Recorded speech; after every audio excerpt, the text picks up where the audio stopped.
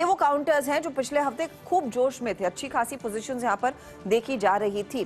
तो आज के सत्र में अब आपकी क्या तैयारी होनी चाहिए क्लोजिंग के लिए, किन ट्रेड्स पर करें फोकस, इस पर हमारा पैनल एकदम तैयार है आपको गाइड करने के लिए। शरद अवस्थी देंगे फंडामेंटल पर्सपेक्टिव। टेक्निकल कॉल्स के लिए हमारे साथ प्रकाश गाबा, मानस जायसवाल, राजेश सातपुते, शिल्पा राउत, विकास सालुंखे और राजेश पालविया हैं। 2:20 पर हम फोकस करेंगे रेलवे कंपनियों पर, जहां पर एक तरफा तेजी देखने को मिली है। इनफैक्ट बुलेट ट्रेन की तरह ये स्टॉक्स भाग रहे हैं। सुमित को इस पर जोड़ेंगे। फिर 2:30 बजे आगे यतिन बताएंगे आपको कि सीमेंट शेयरों में एग्जैक्टली चल क्या रहा है। साथ ही साथ 2:40 पर हर रोज की तरह 4 का चौका लेकर आएंगे। सस्ता ऑप्शन शिल्पा राउत देंगी। राजेश पालविया आपको बताएंगे एफनो का सुपरस्टार। राजेश सातपुते से समझेंगे चार्ट का चमत्कार। और फिर मिड कैप फंडा लेंगे शरद अवस्थी के साथ। 250 के आसपास मार्केट बिग वॉइस में कंप्लीट सर्किल के मैनेजिंग पार्टनर CIO गुरमीत चड्डा को जोड़ेंगे। फिर 3 बजे यतिन आपको बताएंगे डीलिंग रूम का जायजा। 3:10 पर BTST ट्रेड्स लेकर आएंगे और फिर जाएंगे क्लोजिंग की तरफ। ओके, चलिए खैर अपने एक्सपर्ट्स को जोड़ना शुरू करते हैं और ट्रेड्स लेते हैं। निफ्टी 19,500 पर, बैंक निफ्टी 44,500 पर। गुड आफ्टरनून गाबा सर, बताइए इस समय के trade. Well, good afternoon to you. इस समय मुझे जो पसंद है इस पर वो है state bank of India. State bank of India में लगता है बेस बन रहा है, ट्रेड कर रहा है 574 पर। मेरे ख्याल से 590 की तरफ जा रहा है ऑन द वे अप कल तक। तो 580 85 ये जोन हो सकते हैं टारगेट। स्टॉप होगा 570 स्टेट बैंक ऑफ इंडिया।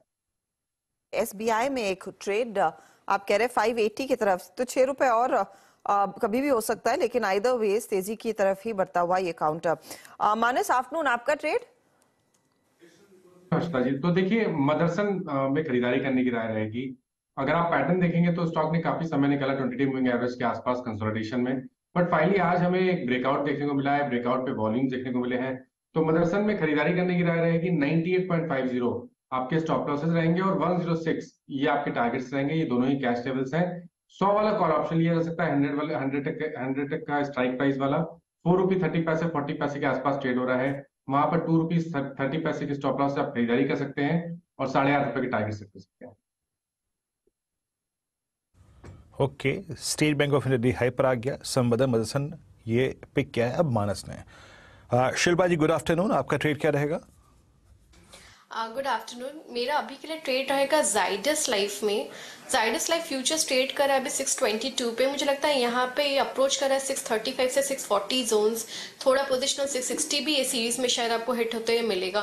तो यहाँ पे आप कॉल ऑप्शन के थ्रू भी ट्रेड ले सकते हैं। 650 का कॉल ऑप्शन रफली 7 रुपये के अराउंड ट्रेड कर रहा है, आप इसमें भी पार्टिसिपेट कर सकते हैं। और फ्यूचर्स में स्टॉप लॉस इसका मेंटेन कीजिए 615। मुझे लगता है यहाँ से जाइडस लाइफ बहुत अच्छा बाई है। राजेश सतपुते के पास भी चलते हैं। राजेश जी, गुड आफ्टरनून, क्या ट्रेड ले रहे हैं आप? Good afternoon Anuj ji and good afternoon everyone. Anuj ji, देखिए नजर है IT स्टॉक्स पे, तो उसमें से TCS ये मेरा पिक रहेगा। डिस्क्लोजर के साथ ये क्लाइंट के साथ शेयर किया गया है। तो TCS इज अ बाय। 3,400 का हमारा स्टॉप लॉस रहेगा, 3,500 ये इसका टारगेट है। TCS में एक अच्छी खासी अपॉर्चुनिटी खरीदारी की राजेश सातपुते लेकर बैठे हैं। शरद जी, आफ्टरनून बताइए, फंडामेंटली आपको क्या पसंद आ रहा है? बायोकॉन मुझे लगता है एक डिसेंट बेट है। कंपनी ने रिसेंटली जो वाइट्रिस का एक्विजिशन किया है और उसके पहले से भी उनकी जो बायोसिमिलर्स में फोकस है उसका फायदा आने वाले समय में मिलना चाहिए। लगभग 28 से 30 प्रोडक्ट्स हैं जो आने वाले समय में लॉन्च होंगे, जिसका फायदा कंपनी को काफी हद तक मिलना चाहिए और अगले 2-3 साल ग्रोथ रेट्स काफी स्ट्रांग रहने चाहिए। जेनरिक्स में भी ग्रोथ रेट वगैरह स्ट्रांग रहनी चाहिए। वाइट्रिस के जैसे जैसे बायोकॉन बायोलॉजिक्स में जो सिनर्जी है वो सेट होती है अगले 6 महीने में, मुझे लगता है वहां से भी काफी फायदा आना चाहिए। डेट का एक ओवरहैंग है, वो gradually over a period of time हमारे हिसाब से जैसे जैसे कैश फ्लोज बायोलॉजिक्स बिजनेस के और बायोसिमिलर्स के आने लगते हैं वैसे वैसे वो काफी हद तक कम हो जाएगा। तो कंपनी के ग्रोथ रेट्स अगले 2-3 साल काफी रोबस्ट रहने चाहिए। मेरा ये मानना है कि FY25 में लगभग कंपनी 15 रुपए के आसपास की अर्निंग्स डिक्लेयर कर देगी। तो 15 रुपए पे 25 का मल्टीपल आसानी से मिल जाना चाहिए। तो 375 रुपए 400 रुपए के लक्ष्य के हिसाब से बायोकॉन। ओके, बायोकॉन और आपका कन्विक्शन ट्रेड है। एक बार प्लीज बायोकॉन स्क्रीन पे लेके आइए, क्या कर रहा है इसको देखते हैं एक बार। 261.30 की ट्रैजेक्टरी में ये अभी भी 200 EMA की ट्रैजेक्टरी के ऊपर कंसोलिडेट करता हुआ। लेके आइए अब आज की सबसे बड़ी स्टोरी, आईडीएफसी फर्स्ट बैंक आपकी स्क्रीन पर। एक बार देखते हैं इंट्राडे में क्या हुआ, उसके बाद आज अब चलते हैं अनुज के पास। 9730 ये इसके करियर का सर्वोच्च स्तर है। अनुज, आज सुबह सुबह स्पॉटलाइट में इसका जिक्र हुआ था, बिग स्टॉक्स में इसका चर्चा हुई थी। जीक्यूजी का आना आई थिंक एक कन्विक्शन ब्रिंग करता है, वो सुबह कमेंट्री में आपके क्लियरली मेंशन था, और हमने देखा है कि जहां जहां ये गए हैं उसने बाजार में कन्विक्शन डाला है और कन्विक्शन बढ़ा भी है। तो क्या आईडीएफसी फर्स्ट बैंक अभी भी एक चेजेबल ट्रैजेक्टरी में है? वीरू, एक रीजन मैं कहूँगा, मैं एक अभी कुछ दिनों पहले एक रील बनाई थी, उसमें मैंने कहा था कि स्पेशली बैंकिंग जैसे क्षेत्रों में आप सीईओ को काफ़ी महत्व देते हैं, और I think under V Vaidyanathan clearly एक क्लियर टर्न अराउंड है। मैं आपको एक चीज़ बता रहा हूँ, हम रिसेंट मूव्स देख के कई बार मूव हो जाते हैं कि बड़ा मूव आ गया, ठीक है ना, कि 97 रुपीज़ पर ये स्टॉक आ गया, 40 से 50 रुपये से मूव शुरू हुआ। 2016 में ये स्टॉक 80 रुपये का हुआ करता था, जब वो उस समय एक बहुत लोगों को प्रॉमिस था कि ये नेक्स्ट बिग बैंक बनने वाला है, तब ये स्टॉक 80 रुपये का था। टेक्निकली देखा जाए तो तब से लेके अब तक 7 साल हो गए, 7 साल में इसने कुल मिला के 20% का रिटर्न दिया, तो मतलब सभी बैंकों में सबसे कम रिटर्न। तो क्योंकि हम 3 महीने का मूव, 6 महीने का मूव देख रहे हैं, 12 महीने का मूव देख रहे हैं, ठीक है चला है स्टॉक, लेकिन टेक्निकली ये स्टॉक कुछ भी नहीं चला है। तो और अगर जीक्यूजी ने खरीदा है इस लेवल पर, और वो भी इतना बड़ा स्टेक अगर जीक्यूजी ने खरीदा है, तो वो 97 का 105 या 110 के लिए नहीं उस स्टॉक को ले रहे हैं, वो 97 का उनको 300-400 रुपये लग रहा होगा तभी ले रहे हैं। अब मैं ये नहीं कह रहा कि 300-400 रुपये हो जाएगा ये स्टॉक, लेकिन वो विजन उनका जो जीक्यूजी का है वो उसी हिसाब से। और नॉर्मली यही होता है, पी वॉबक को मिला था ये क्योंकि कैपिटल फर्स्ट में था उनका स्टेक, कैपिटल फर्स्ट से जब वो मर्ज हुई एंटिटी तो इसकी वजह से उनके पास स्टेक आ गया था, तो उनके पास 4 गुना या 5 गुना पैसा बन चुका था, उस लेवल से वो खुश थे इसको बेच के। लेकिन अब जीक्यूजी आया जो लॉन्ग टर्म इन्वेस्टर है, तो वो ये व्यू लेके चल रहा है शायद। मेरे ख्याल से जो काम मिस्टर वैद्यनाथन कर रहे हैं उससे मुझे लग रहा है कि आईडीएफसी फर्स्ट बैंक इस पूरे साल एक आउट परफॉर्मिंग स्टॉक रहा है बैंक निफ्टी का। इनफैक्ट इकलौता ऐसा स्टॉक है बैंक निफ्टी का जो एक वन वे रैली में, मेरे ख्याल से वो शायद कंटिन्यू करेगा। ये मेरा व्यू है कि शायद वीरू कंटिन्यू करे आईडीएफसी फर्स्ट बैंक इस जर्नी को। इस पे एक सेकंड टेक लेते हैं। शरद, आपका व्यू, और ये मतलब कयास है कि वह जो है वो अपना रिमेनिंग चंक भी सेल आउट कर ही देगा। आपका व्यू क्या बन रहा है आईडीएफसी फर्स्ट बैंक पे 9730 पे? देखिए, लगभग अगर फॉरवर्ड नंबर्स पे देखें तो लगभग 2 times price to book already शायद प्राइस अभी हो गई है। तो बहुत ज्यादा यहाँ से अनलेस एंड अनटिल आने वाले क्वार्टर्स में कोई रैपिड इंप्रूवमेंट देखने को मिलता है। और आज के दिन आईडीएफसी कोई बहुत छोटा बैंक भी नहीं है कि आप बहुत रैपिड इंप्रूवमेंट वहां एक्सपेक्ट करें। तो मुझे लगता है मार्केट लिंक्ड ही होगा, बट जनरली मेरा बैंक्स पे व्यू काफी स्ट्रांग है। But 2.5 time price to book पे जब स्टॉक ऑलरेडी ट्रेड कर रहा है, तो मुझे लगता है आईडीएफसी के लिए अनलेस एंड अनटिल वो प्राइवेट सेक्टर के लार्ज बैंक्स के कंपैरिजन में आप ड्रॉ करने लगे, 3-4 का प्राइस टू बुक एज्यूम करने लगे, तो ही अपसाइड निकलेगी। तो मुझे लगता है यहाँ पे लगभग फेयरली प्राइस्ड है मेरे हिसाब से। ओके, अच्छा, इस बीच आईडीएफसी फर्स्ट बैंक से एक और व्यू लेते हैं। विकास सालू के इस पैनल में और जुड़ चुके हैं। विकास, गुड आफ्टरनून, कार्यक्रम में स्वागत है आपका। विकास, आपका कन्विक्शन ट्रेड क्या रहेगा इस वक्त का? Good afternoon Virendra ji. देखो, आईटी में जिस हिसाब से आज पॉजिटिव मोमेंटम है, तो मुझे लगता है यहाँ पे अगर देखोगे तो इन्फोसिस बहुत स्ट्रांग लग रहा है। जो डाउनवर्ड ट्रेंड लाइन का वीकली में एक ब्रेकआउट था, वो आज यहाँ पे देखने मिला है 1440 के ऊपर का, तो उसके ऊपर फिलहाल तो ट्रेड करते हुए देखने मिल रहा है। तो 1520 के टारगेट के लिए यहाँ पे इन्फोसिस बाय करने की राय रहेगी, और 1430 का एक स्टॉप लॉस यहाँ पे रिकमेंड करूंगा। लास्ट 4-5 डेज में हमने देखा है कि एक अच्छा मूव यहाँ पे देखने मिल रहा है, और जो ब्रेकआउट यहाँ पे देखने मिल रहा है ऑलमोस्ट लास्ट के पूरे 6 महीने के जो ट्रेंड लाइन ब्रेकआउट है उसके ऊपर आज ये ट्रेड करते हुए देखने मिल रहा है। तो मुझे लगता है ये मोमेंटम कैरी करेगा, जो 1520-1530 के ऊपर की रेंज आते हुए देखने मिलेगी। दूसरा मेरा रहेगा मदरसन सुमी। मदरसन सुमी में हमने देखा है कि बहुत दिनों से वो 100 के आसपास जाके रुक रहा था, आज वहां पे एक फ्रेश ब्रेकआउट देखने मिल रहा है। तो 108 के टारगेट के लिए इसको बाय करना है। नीचे में जो स्टॉप लॉस निकल के आ रहा है जो आज के डे लो के आसपास का, तो 98 के स्टॉप लॉस लगा के यहाँ पे बाय करना है।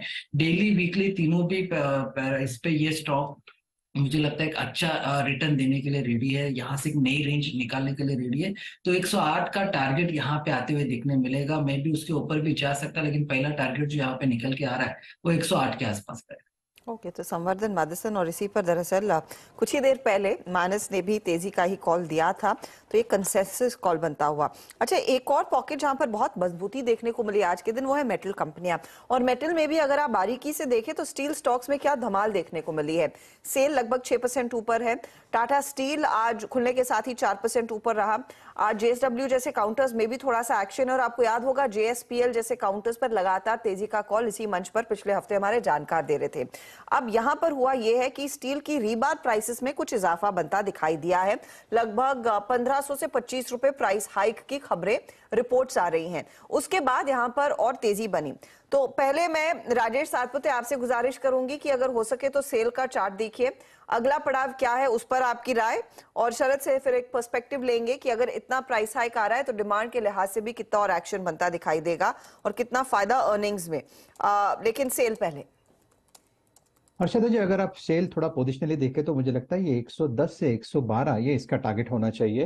हालांकि यहाँ पे चला बहुत है, तो 90 रुपए से आप देखें अगर ये वन वे 103 तक आया है तो ऑब्वियसली ये जो 100 इसका नया बेस बनेगा, तो जो भी बाय करेंगे हम कूल ऑफ में बाय करेंगे 100 के आसपास मिले तो 110 112 के टारगेट के लिए। अगर एग्जिस्टिंग पोजीशन है तो ऑब्वियसली आपका स्टॉप लॉस जो है वो रखेंगे आप 99 पे। ओके, चलिए कुछ और स्टॉक्स पर नजर डालते हैं। इस समय सीमेंट में आज अच्छी तेजी रही है, खासतौर से श्री सीमेंट, दालमिया भारत, ये सभी स्टॉक्स अच्छे मोमेंटम में। उसके अलावा अगर आप देखें कुछ स्टॉक्स जहां पर हल्की सी वीकनेस है, उसमें आईसीआईसीआई बैंक शामिल है और अशोक लेलैंड, यहाँ पर भी थोड़ी सी वीकनेस है इस समय। गाबा सर, अशोक लेलैंड थोड़ा सा डिसअपॉइंटिंग थे सेल्स के नंबर्स, अब ये स्टॉक थोड़ा करेक्ट कर रहा है, क्या री एंट्री जोन कहाँ पर होगा? एक्चुअली री एंट्री की जगह बेस्ट इज अराउंड 170 और 175 के बीच में अशोक लेलैंड। अगर डिप मिलता है तो बाइंग अपॉर्चुनिटीज है, क्योंकि एक्चुअली बहुत स्ट्रेच हो चुका है फ्रॉम 140 टू 185.90। उसके बाद अनस्ट्रेचिंग है, ये more of a time correction है और थोड़ा प्राइस करेक्शन हो सकता है अशोक लेलैंड में। तो परहैप्स बेस्ट जगह है 175 180 की, वहां से री एंटर करने के लिए वहां पर एक स्लाइड की संभावना है। थोड़ी सी मुनाफा वसूली देखने को मिले तब आप फिर खरीदें। वैसे अभी भी ट्रेंड मजबूत है, लेकिन थोड़ी सी नंबर्स नरम रहे उसके बाद स्टॉक में कुछ मुनाफा वसूली बनी। अच्छा, अब आपको स्क्रीन पर दिखाई देंगे सुमित जो तैयार है रेलवे कंपनियों की पूरी फहरिस्त लेकर, क्योंकि ये एक पॉकेट है जहां पर बहुत ही धमाकेदार तेजी देखने को मिली। आज की बात करें तो IRFC 20% के अपर सर्किट पर ट्रेड कर रहा है। RVL में 15% से ज्यादा का उछाल देखा गया है। रेलवे काउंटर्स ऑफ लेट बहुत जोरदार खरीदारी दिखा रहे हैं और एक के बाद हर रोज लगभग एक ना एक रेलवे कंपनी को ऑर्डर मिल जाता है। अब हो क्या रहा है, इनकी ऑर्डर बुक पोजीशन कितनी मजबूत हो रही है और किस तरह का प्राइस एक्शन अब तक आया है सुमित? देखिए, एक ड्रीम रन रेलवेज में देखने को मिला है। अगर आप पिछले इस पूरे साल की ही सिचुएशन देखेंगे तो 3-3 गुना, 2-2 गुना, 2.5 गुना ये स्टॉक्स होते हुए दिखाई पड़े हैं। तो पूरा सेक्टर बज कर रहा है, ना केवल सरकारी रेलवे कंपनियां बल्कि निजी रेलवे कंपनियों में भी एक जबरदस्त तेजी देखने को मिल रही है। तो पहले वो कंपनियां और उनके रिटर्न आते दिखाई पड़ेंगे। वैसे ट्रिगर तेजी के किस तरह से इनके क्यों ये तेजी पकड़ रहे हैं, दरअसल एक अच्छे ऑर्डर इन्फ्लोस पूरे स्पेस के अंदर डेवलप हो रहे हैं, खासतौर से नए सेगमेंट में, नई ट्रेन्स में, नए एक्सपेंशन में। उसके अलावा एक बड़ा निवेश गवर्नमेंट कर रही है, चाहे रेलवे की मॉडर्नाइजेशन को लेकर हो, कार्गो स्पेस को लेकर हो, या फिर नए नए इनोवेटिव ट्रेन्स को लेकर हो। एक्सपोर्ट बाजार, क्योंकि कुछ रेलवे कंपनी से हमारी बातचीत, उनका कहना है कि डोमेस्टिक वैगन की डिमांड तो अच्छी है ही, प्लस एक्सपोर्ट मार्केट के अंदर भी रेलवे की एक अच्छी डिमांड आते हुए दिखाई पड़ रही है। और साथ ही साथ नंबर्स के अंदर ये ट्रिकल डाउन इफेक्ट में भी दिख रहा है। मिसाल तौर पे आप टीटागढ़ के नंबर देखिए या जुपिटर वैगन के नंबर देखिए, इनके नंबर्स बहुत ही स्ट्रांग थे, जो कि रिफ्लेक्ट भी कर रहा था इस तिमाही के नंबर्स के आधार पर। साथ ही साथ एक अच्छी ऑर्डर बुक पूरे सेक्टर की तरफ से भी आपको दिखाई पड़ेगी। पूरी रेलवे कंपनियों की जो एक लिस्ट है वो आपकी स्क्रीन पर आप देखेंगे, जिसमें अलग अलग तरह का रिटर्न आता हुआ दिखाई पड़ा है। पहले RVNL, मार्केट कैप करीब 33,000-34,000 करोड़ रुपए के आसपास की, ऑर्डर बुक 57,000 करोड़ रुपए की। तो आप खुद ही अंदाजा लगा लिए किस तरह की ऑर्डर विजिबिलिटी इनके पास है। टीटागढ़ वैगन 10,500 करोड़ रुपए के आसपास की ऑर्डर बुक के आसपास की मार्केट कैप और करीब 28,000 करोड़ रुपए के आसपास कंपनी ने अपने ऑर्डर्स की पोजीशन दिखाई है, 3 गुना के आसपास की ऑर्डर बुक है। स्किपर लिमिटेड करीब 2500 करोड़ रुपए के आसपास की मार्केट कैप और दुगने के आसपास कंपनी के पास ऑर्डर बुक है, तो एक बहुत स्ट्रांग ऑर्डर बुक तो इनके पास है ही, प्लस कंपनियों के पास जो सिचुएशन एक रनअप के बाद ये मार्केट कैप आप देख रहे थे। ये इस साल के return Jupiter wagon 300%, Titagarh wagon 250%, Texmaco 200%, HBL power, rail Vikas Nigam limited, कुछ ऐसे नाम जो कि 150% के आसपास की तेजी दिखा चुके हैं। इरकॉन, आईआरएफसी, रेलटेल, कर्नेक्स माइक्रो करीब 64 से लेके 120% तक का रिटर्न इस साल में अब तक देखने को मिला है। तो एक जोरदार तेजी इस सेक्टर में और एक अच्छे टेलविंड्स के साथ ये सेक्टर अभी कामकाज कर रहा है। तो ये सारे स्टॉक्स जहां पर एक तरफा खरीदारी बनती दिखाई दी है, इनफैक्ट रनअवे मूव्स इनमें, शरद कोई एक ऐसा स्टॉक जिस पर आप फंडामेंटली बैंक कर रहे हैं? आईआरएफसी और आरवीएनएल एक डिसेंट बेट होनी चाहिए आने वाले समय में भी। आरवीएनएल के लिए कुछ अंतर्राष्ट्रीय स्तर पे ऑर्डर्स निकल के आ सकते हैं और दोनों ही स्टॉक्स में हालांकि रनअप बहुत स्टीप है, लेकिन आरवीएनएल अभी भी शायद टीटीएम अर्निंग्स पे 20 टाइम्स ही ट्रेड कर रहा है और आईआरएफसी भी 1.5-1.6 के प्राइस टू बुक पे ट्रेड कर रहा है। अगर रेलवे का कैपेक्स इतना बड़ा होता है जितना अभी तक रेलवे के विजन 2040 वगैरह डॉक्यूमेंट्स में दिखाया गया है, तो मेरे हिसाब से इनकी जो साइज है उसमें एक्सपेंशन की बहुत बड़ी गुंजाइश रहती है। आरवीएनएल में ऑर्डर बुक वगैरह एक्सपेंशन की, और आईआरएफसी में मुझे लगता है कि जैसे जैसे उनका लेंडिंग वगैरह बढ़ता है, लीजिंग बढ़ता है, उसका फायदा उनको मिलना चाहिए। तो ये दोनों स्टॉक्स में, क्योंकि आईआरएफसी में ग्रोथ नहीं थी, अब अगर ये रेलवे एक्सपेंशन के संग ग्रोथ आती है तो वहाँ थोड़ा और आपको इम्प्रूवमेंट देखने मिल सकता है। अभी लगभग 5 रुपए की अर्निंग्स के हिसाब से मॉडल कर रहे हैं, तो वहाँ पॉसिबल है कि वो जो बुक वैल्यू एक्रीशन है वो 5 की जगह 6-7 रुपए सालाना हो जाए। तो वहाँ मुझे लगता है कि एक पॉसिबिलिटी है कि आपको यहाँ से और करीब 15 से 20% अपसाइड रहे। आरवीएनएल में मुझे लगता है अभी भी 20 टाइम है ट्रेलिंग अर्निंग्स पे, और आने वाले अर्निंग्स में जैसा अभी सुमित भी बोल रहे थे कि ऑर्डर बुक काफी स्ट्रांग है, तो वहां पे मुझे लगता है अभी भी काफी स्कोप है और री-रेटिंग का। अच्छा, एक बार जरा, हमने आईआरएफसी इसी शो में बहुत आई थिंक कुछ महीने पहले डिस्कस किया था हर्षिता, आई थिंक यतिन के साथ तब डिस्कस हुआ था ये। उसमें लग रहा था कि अंडर वैल्यूड है, लेकिन अब एक बार जरा आप मार्केट कैप देखिए। मैं आपको एक ट्रेड दिखाऊंगा, एक बार आईआरएफसी का मार्केट कैप फायर करिए और एक बार उसके सामने फायर करिए आप आईआरसीटीसी का मार्केट कैप। अब ये देखिए, आईआरएफसी का मार्केट कैप 85,076 करोड़। अब आप अज्यूम करेंगे कि सबसे बड़ा मार्केट कैप कंपनी रेलवेज के अगर कोई हो तो आईआरसीटीसी होने चाहिए। अब जरा आईआरसीटीसी का मार्केट कैप देख लेते हैं, 56,000 करोड़। मतलब आपको शॉक लगा होगा ना एक्चुअली, क्योंकि आईआरसीटीसी ज्यादा चर्चित है और ज्यादा रिटर्न्स देखने को मिले हैं ऑब्वियसली, लेकिन क्योंकि आईआरएफसी ने पिछले 6 महीने में सीधा 2.5 गुना हो गया स्टॉक इसके लिए, लेकिन मतलब काफी एक्सपेंसिव हो गया अब आईआरएफसी। अब इशू क्या है इन सब स्टॉक्स में? फ्लोट का इशू है। जैसे आईआरएफसी जैसे स्टॉक्स हैं, इनमें पूरा का पूरा मामला जो है वो फ्री फ्लोट का है, क्योंकि अब ये भले ही आप मार्केट कैप 85,000 करोड़ देख रहे हो उसका, लेकिन फ्री फ्लोट मार्केट कैप सिर्फ 12,000 करोड़ का है। और उसमें क्योंकि गवर्नमेंट का स्टेक ही 86% है। अब इसमें तकलीफ क्या आएगी, कभी ना कभी वन फाइन डे, अब आप वो कभी आइडेंटिफाई नहीं कर पाएंगे, वन फाइन डे गवर्नमेंट उठ के बोलेगी कि हम ओएफएस लेकर आ रहे हैं। तो ये एक रिस्क रहेगा इन कंपनियों में, जहां पर 86%, 87% के करीब गवर्नमेंट का स्टेक है वो। लेकिन ये मेरे ख्याल से एक अच्छा टाइम होगा गवर्नमेंट के लिए इस समय। आप 87% स्टेक होल्ड करते हैं, उसकी वैल्यू 85,000 करोड़ हो गई है। अगर आप चाहें 10% स्टेक अगर कम करना चाहें, एक्चुअली तो 12 कम करना पड़ेगा, 10% भी कम करना चाहें, 10-12% कम करना चाहें, 10,000 करोड़ रेज हो गए सीधा। तो ये मुझे लग रहा है कि एक आगे जाके इंटरेस्टिंग चीज हो सकती है, लेकिन महंगा बहुत है इस लेवल पे। और जैसे मैं कहा, आईआरसीटीसी के मार्केट कैप को पछाड़ दिया इसने। तो बॉटम लाइन उस ओएफएस का इंतजार करना चाहिए। नए ओएफएस आएगा इसमें, 100% आएगा, लेकिन अब कब आएगा इसमें क्या है ना इशू हर्षदा, इसको लेकर आप टाइम नहीं कर सकते। हिंदुस्तान एरोनॉटिक्स का मुझे आज 1600 से लोग बोल रहे हैं ओएफएस आएगा, वो 4,000 हो गया स्टॉक, ठीक है। मजगांव डॉक के लिए लोग ये बोलते थे कि इसमें कुछ ना कुछ फंड रेजिंग आएगी, वो आपने देखा आपकी आंखों के सामने स्टॉक कितना भाग गया। इशू ये नहीं है, इशू ये है कि अगर आप फ्रेश बाय कर रहे हैं, तो अगर आप फ्रेश बाय कर रहे हैं तो क्या करें? ये सब सुनने में फैंसी लगता है कि इतना वहां लिया होता तो इतना हो गया होता, यहाँ लिया होता तो इतना लिया। अरे अब क्या करें? अब तकलीफ ये है कि अब आप फ्रेश बोलने में किसी को भी डर लगता है। उस समय हम बोल सकते थे आईआरएफसी तब 27-28 रुपए था, तब अलग बात थी, 30 के आसपास हुआ करता था, 30 के आसपास वहीं पे अटका हुआ था काफी समय के लिए। अब 65 हो गया, अब थोड़ा सा मुश्किल लगता है, थोड़ा सा डर लगता है। देखिए 20 रुपए था 1 साल पहले, अब 65 रुपए का भाव यहाँ पर। लेकिन अनुज, इसमें एक और चीज है, जो ओएफएस आएगा तो मुझे लग रहा है इन्हीं में आएगा। रिसेंटली आरसीएफ, एनएफएल में किसी का इंटरेस्ट ही नहीं था, लेकिन रेलवेज का जो विजन सरकार ने सामने रखा है वहीं पर बड़ा गेम आता हुआ दिखाई देगा, स्पेंडिंग वहीं पर आएगी। अब हम इलेक्शंस में जा रहे हैं तो उस पर फोकस रहेगा, तो चांसेस हैं रेलवे कंपनियां और फिर वो डिफेंस कंपनियां जहां पर इन्वेस्टर फैंसी खूब है। आई डोंट नो कितनी फैंसी लोगों को इस समय फर्टिलाइजर कंपनी में इंटरेस्ट नहीं आएगा, तो इनमें आएगा, दो स्पेस, यही दो स्पेस में आएगा जो आपने बोला, रेलवेज और डिफेंस, क्योंकि और प्लस फर्टिलाइजर बेच के मिलेगा भी क्या सरकार को? देखिए सरकार भी बेच के कुछ तो कमाना चाहेगी ना, तब तो फायदा है।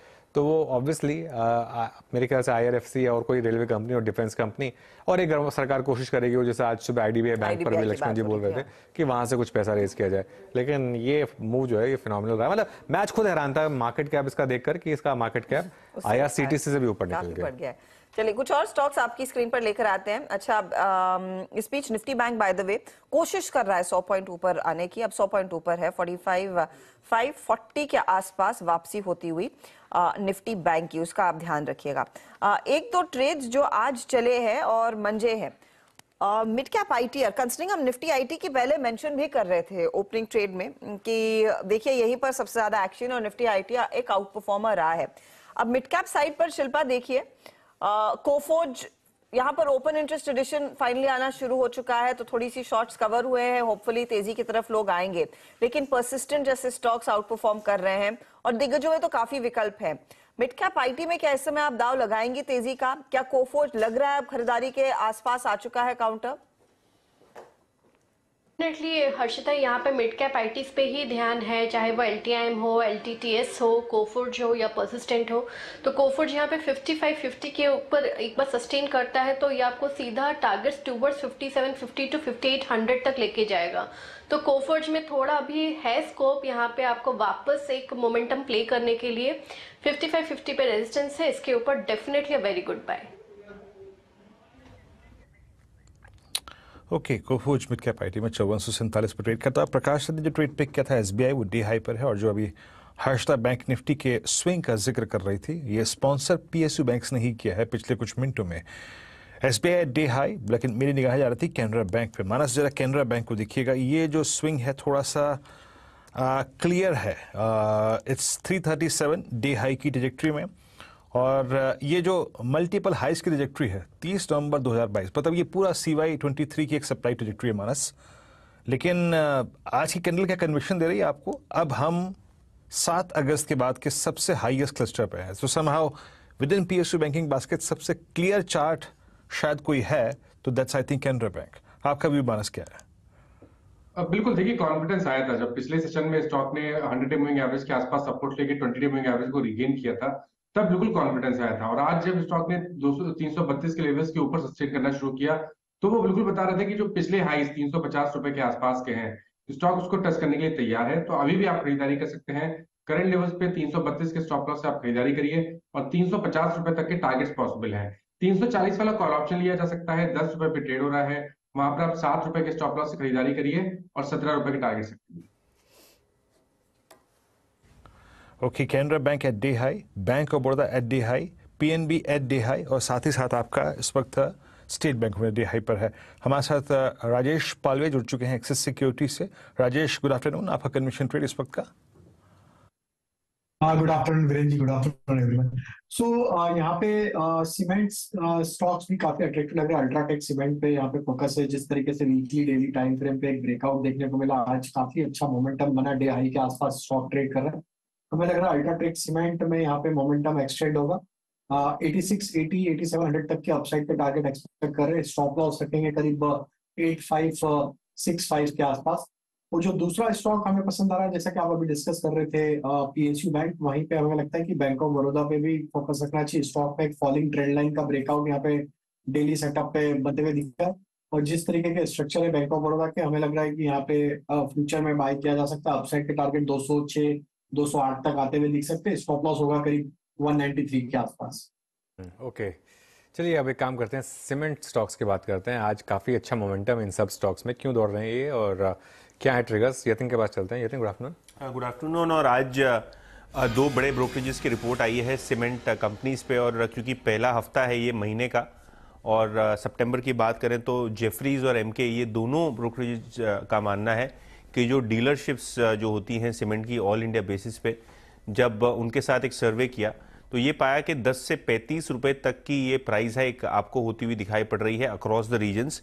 खास करके जो प्राइस हाइक हुई है वो ईस्ट और वेस्ट इंडिया में ज़्यादातर इलाकों में हुई है। ऑब्वियसली जेफरीज का मानना ये है कि दूसरी और एक हाइक सितंबर 10 के आसपास वेस्ट बंगाल और बिहार मार्केट के लिए भी आपको देखने को मिलेगी।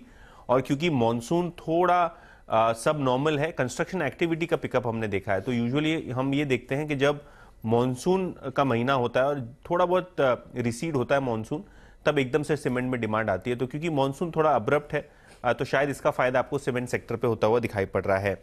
एमके का ये भी मानना है कि अगस्त के महीने में हाई सिंगल डिजिट्स में वॉल्यूम ग्रोथ रही है इंडस्ट्री की, और क्योंकि ये सिंगल डिजिट वॉल्यूम ग्रोथ आगे आने वाले महीनों में पिकअप होने वाली है, तो कहीं ना कहीं ये 10 से 35 रुपए का जो प्राइस हाइक पर बैग सीमेंट कंपनियों ने लिया है शायद सस्टेन हो जाए। लेकिन हाँ, अगर मॉनसून फिर से एक बार पिकअप हो जाता है तो 10 से 35 रुपए तक की जो प्राइस हाइक हमने देखी है वो कितनी सस्टेनेबल रहेगी, उस पर ब्रोकरेज सवाल उठा रहे हैं।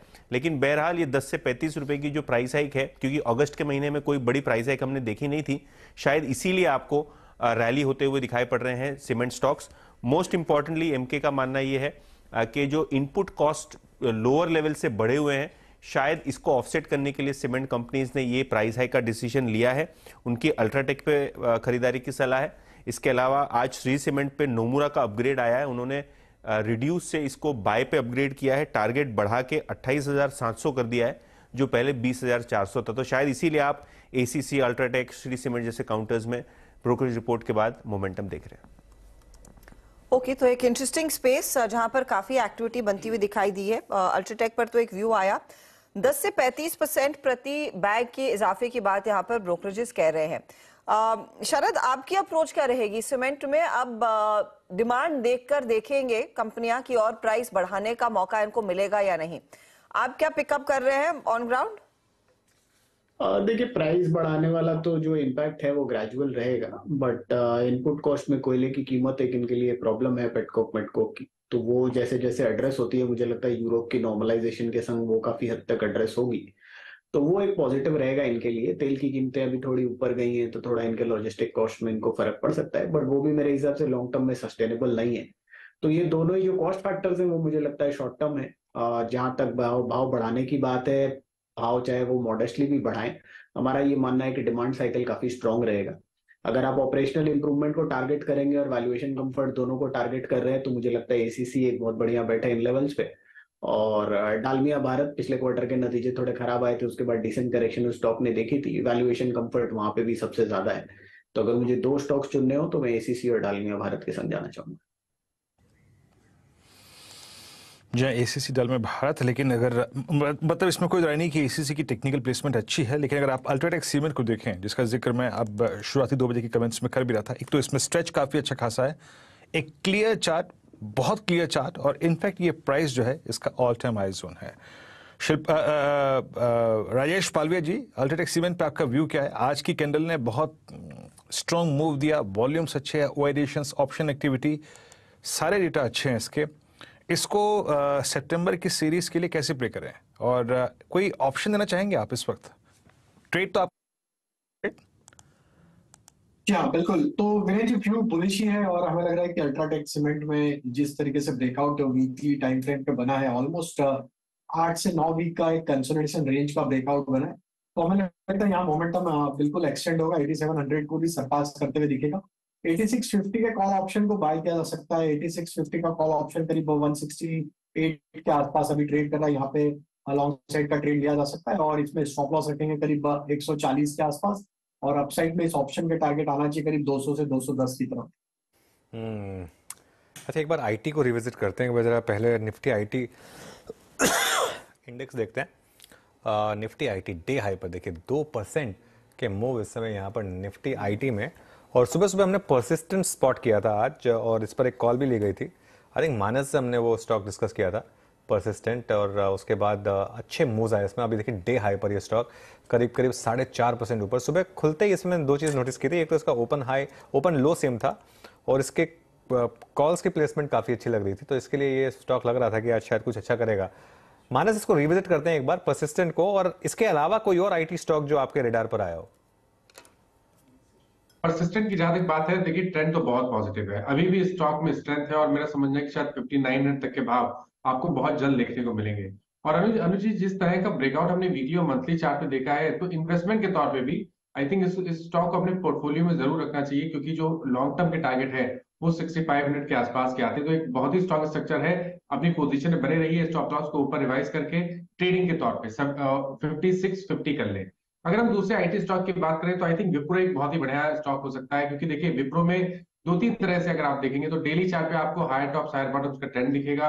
डेली चार्ट पे कुछ दिन पहले स्टॉक ने इनवर्स रेगुलर पैटर्न का ब्रेकआउट दिया था। वीकली चार्ट पे देखेंगे तो अब आपको बेस क्लियर दिखने लगेगा, हायर टॉप हायर बॉटम्स का कंफर्मेशन दिख रहा है, बेस बनने लगा है। और आई थिंक विप्रो अब यहाँ से आउट परफॉर्म करने के लिए तैयार है। जो नेक्स्ट टारगेट होगा पोजिशनली वो 465 के आसपास का रहेगा। तो विप्रो में अभी भी पोजीशन बना के चलिए 419 के स्टॉप लॉस के साथ। विप्रो पर पोजीशन बना के चलिए, ये एक व्यू हो गया। अब एक बार लेकर आइए टाटा कम्युनिकेशंस। काफ़ी स्ट्रांग है ये स्टॉक पिछले कई दिनों से, और आज भी सुबह की डिप के बाद अब इसमें बाइंग इंटरेस्ट। सुबह थोड़ी डिप आई इसमें, लेकिन अब इस समय डे हाई पर 1873, और इसका जरा एक बार 52 वीक हाई लो का पीरियड देखते हैं। काफ़ी बड़ी इसमें वन वे रैली रही है यहाँ पर, और 1874 अब इस समय इस स्टॉक का भाव। 52 वीक हाई 1881 था, 1 सितंबर को, फ्राइडे को ही लगा था बेसिकली। तो उसकी तरफ बढ़ता हुआ ये स्टॉक। शरद जी, क्या काफ़ी एक्सपेंसिव लगता है अब ये स्टॉक, लेकिन क्या ट्रिगर्स हैं आपके हिसाब से जो इस तरह की रैली आ रही है इसमें टाटा कम्युनिकेशंस में?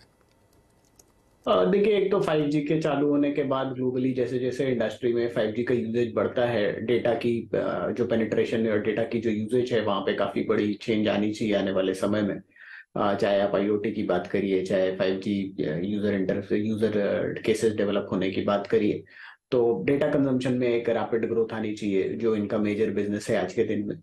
इसके अलावा जो ऑटोमेटेड ड्राइविंग वगैरह पे ये काम कर रहे हैं, जैसे जैसे हायर फ्रीक्वेंसी आपको इंटरनेट अवेलेबल होता है, मुझे लगता है वैसे वैसे आपको इलेक्ट्रिक और ऑटोमेटेड ड्राइविंग में भी काफी बढ़िया इंप्रूवमेंट ग्लोबली देखने को मिलनी चाहिए। टाटा कम्युनिकेशन ऑलरेडी उस स्पेस में काफी काम कर चुका है। तो मुझे लगता है दो नए ट्रिगर्स हैं जो इनको काफी हद तक नेक्स्ट लेवल पे मनूवर कर सकते हैं। ग्रोथ के हिसाब से अगले साल भी हम उम्मीद कर रहे हैं 65-70 रुपए के आसपास की अर्निंग्स आनी चाहिए, 24-25% की ग्रोथ के हिसाब से। तो 30-31 पे ट्रेड कर रहा है, बट ये दोनों अपॉर्चुनिटीज ऐसी हैं जो कैटapult कर सकती है नेक्स्ट लेवल में। तो अगर आप बहुत ऑप्टिमिस्टिक व्यू लेना चाहते हैं तो हो सकता है स्टॉक 40 टाइम के आसपास पे 35-40 टाइम के आसपास ट्रेड करे, तो हो सकता है 2200-2300 चला जाए। बट हाँ, 30-35 टाइम फॉरवर्ड पे ऑलरेडी ट्रेड कर रहा है, तो मुझे लगता है ज्यादातर पॉजिटिव फैक्टर्ड इन है। और ये दोनों ही केसेस ऐसे हैं जो ऐसा नहीं है कि कल से ही सारी गाड़ियां सेल्फ ड्राइविंग हो जाएंगी या कल से ही सारा डेटा कंजम्पशन 5G का आ जाएगा। तो एक ग्रेजुअल प्रोसेस होना चाहिए अगले 2-2.5 साल में। तो अगर आप कंजर्वेटिव इन्वेस्टर हैं तो आपको ये लेवल पे अवॉइड करना चाहिए। बट अगर आप अग्रेसिव हैं और आप ये सोच रहे हैं कि एक तरफा रैली चालू रहेगी, तो बेस्ट केस में मुझे लगता है 2200-2300 तक हो सकता है स्टॉक चला जाए। ओके, 2200-2300 भी पॉसिबल है। चलिए अब एक काम करते हैं, एक बार जरा निफ्टी का चार्ट देख लेते हैं इंट्राडे में। 19,510 अब उसके सिग्निफिकेंस ये है कि आज सुबह जो मार्केट निफ्टी ओपन हुआ तो निफ्टी का ओपन और हाई दोनों सेम था, करीब करीब 19,525 पर हम खुले और 19,525 ही सुबह का हाई था निफ्टी पर। फिर हमने लोअर लेवल देखे 19,432 के, 100 पॉइंट फैसले लोअर हायर लेवल से, और अब वहाँ से फिर एक रिकवरी इस समय निफ्टी पर। अब अगर हम 19,526 क्रॉस कर दें और अगर उसके ऊपर निकल जाएं तो ये एक बहुत बड़ा बुलिश मूव होगा मार्केट के लिए, जिसमें अगर आप ओपन हाई पर खुलकर कोलैप्स करने के बाद अगर उस ओपन हाई को क्रॉस कर लें तो उससे स्ट्रॉन्ग टेक्सचर मार्केट में कोई होगा नहीं। और ये तब जबकि बैंक निफ्टी अभी भी कंट्रीब्यूट नहीं कर पा रहा है। काफ़ी हद तक सपोर्ट जो है हर्षदा वो पूरा का पूरा आईटी की वजह से मिल रहा है। और आईटी में मेरी नज़र आ रही थी विप्रो पे, बहुत दिनों से लोग पूछ रहे हैं कि क्यों इतना अंडर परफॉर्म कर रहा है ये, और आज लग रहा है विप्रो कुछ करने के मूड में है। देखिए किस तरीके से विप्रो ने आज हाँ विप्रो में प्रॉब्लम क्या है कि 52 वीक हाई भी नाम मात्र का ही होता है इसका, क्योंकि अगर आप इसका 52 वीक हाई और लो देखेंगे तो मतलब इसने काफी अंडर परफॉर्म किया है। लेकिन हाँ, अब लग रहा है कि शायद कुछ करने के मूड में है विप्रो। आज का चार्ट, आज का स्क्रीन जो है काफी, ये देखिए 52 वीक हाई और लो की जो मैं बात कर रहा था, कुछ खास फर्क है नहीं मतलब ज्यादा। तो खैर अब बाकी स्टॉक में तो ऑलमोस्ट डबल का फर्क होता है, तो ये थोड़ा सा खैर इंटरेस्टिंग स्टॉक है आज का। क्लियरली ये देखिए ये चार्ट है विप्रो का, कुछ भी नहीं किया, 1 महीना, 6 महीना, 3 महीना सब में सेम ही मंथ, सेम ही व्यू रहा है इसका बेसिकली। इनफैक्ट लेकिन हाँ तेजी तो अच्छी खासी बन रही है और लगे हाथ यहाँ पर HCL टेक भी आपकी स्क्रीन पर ले आते हैं क्योंकि वहां पर भी अच्छा मोमेंटम देखने को मिला है। अच्छा, विप्रो बात करते करते 1% इसने अपने नाम पर और जोड़ लिए हैं और वैसे ही चाल HCL टेक की भी बन रही है। 1228 का स्तर आ चुका है, 3-3.5% तक का इजाफा इधर देखने को मिला है, तो मोमेंटम अच्छा खासा बना है। चलिए अब हमारे प्रोड्यूसर साहब कह रहे हैं अब रुख कर लेना चाहिए हमको 4 का चौका की तरफ, तो हमारे जानकार एकदम तैयार बैठे हैं अपने सारे ट्रेड्स लेकर। शिल्पा राउत के साथ शुरुआत करेंगे। बताइए शिल्पा जी, आपका ये सस्ता ऑप्शन अभी के लिए रहेगा मुथूट फाइनेंस में। मुथूट फाइनेंस बहुत अच्छे लेवल पे भी प्लेस्ड है, यहाँ पे टारगेट्स ऑफ 1310 टू 1320 शायद कल तक आपको देखते हुए मिलेगा। तो यहाँ पे जो 1300 का कॉल ऑप्शन है रफली 27 रुपीज़ के अराउंड ट्रेड कर, आप इसमें पार्टिसिपेट कीजिए। स्टॉप लॉस 18 रुपए का रखिए और targets of 39, 44 and 49। Muthoot finance 1300 की कॉल। राजेश पालवे जी, आपका ट्रेड?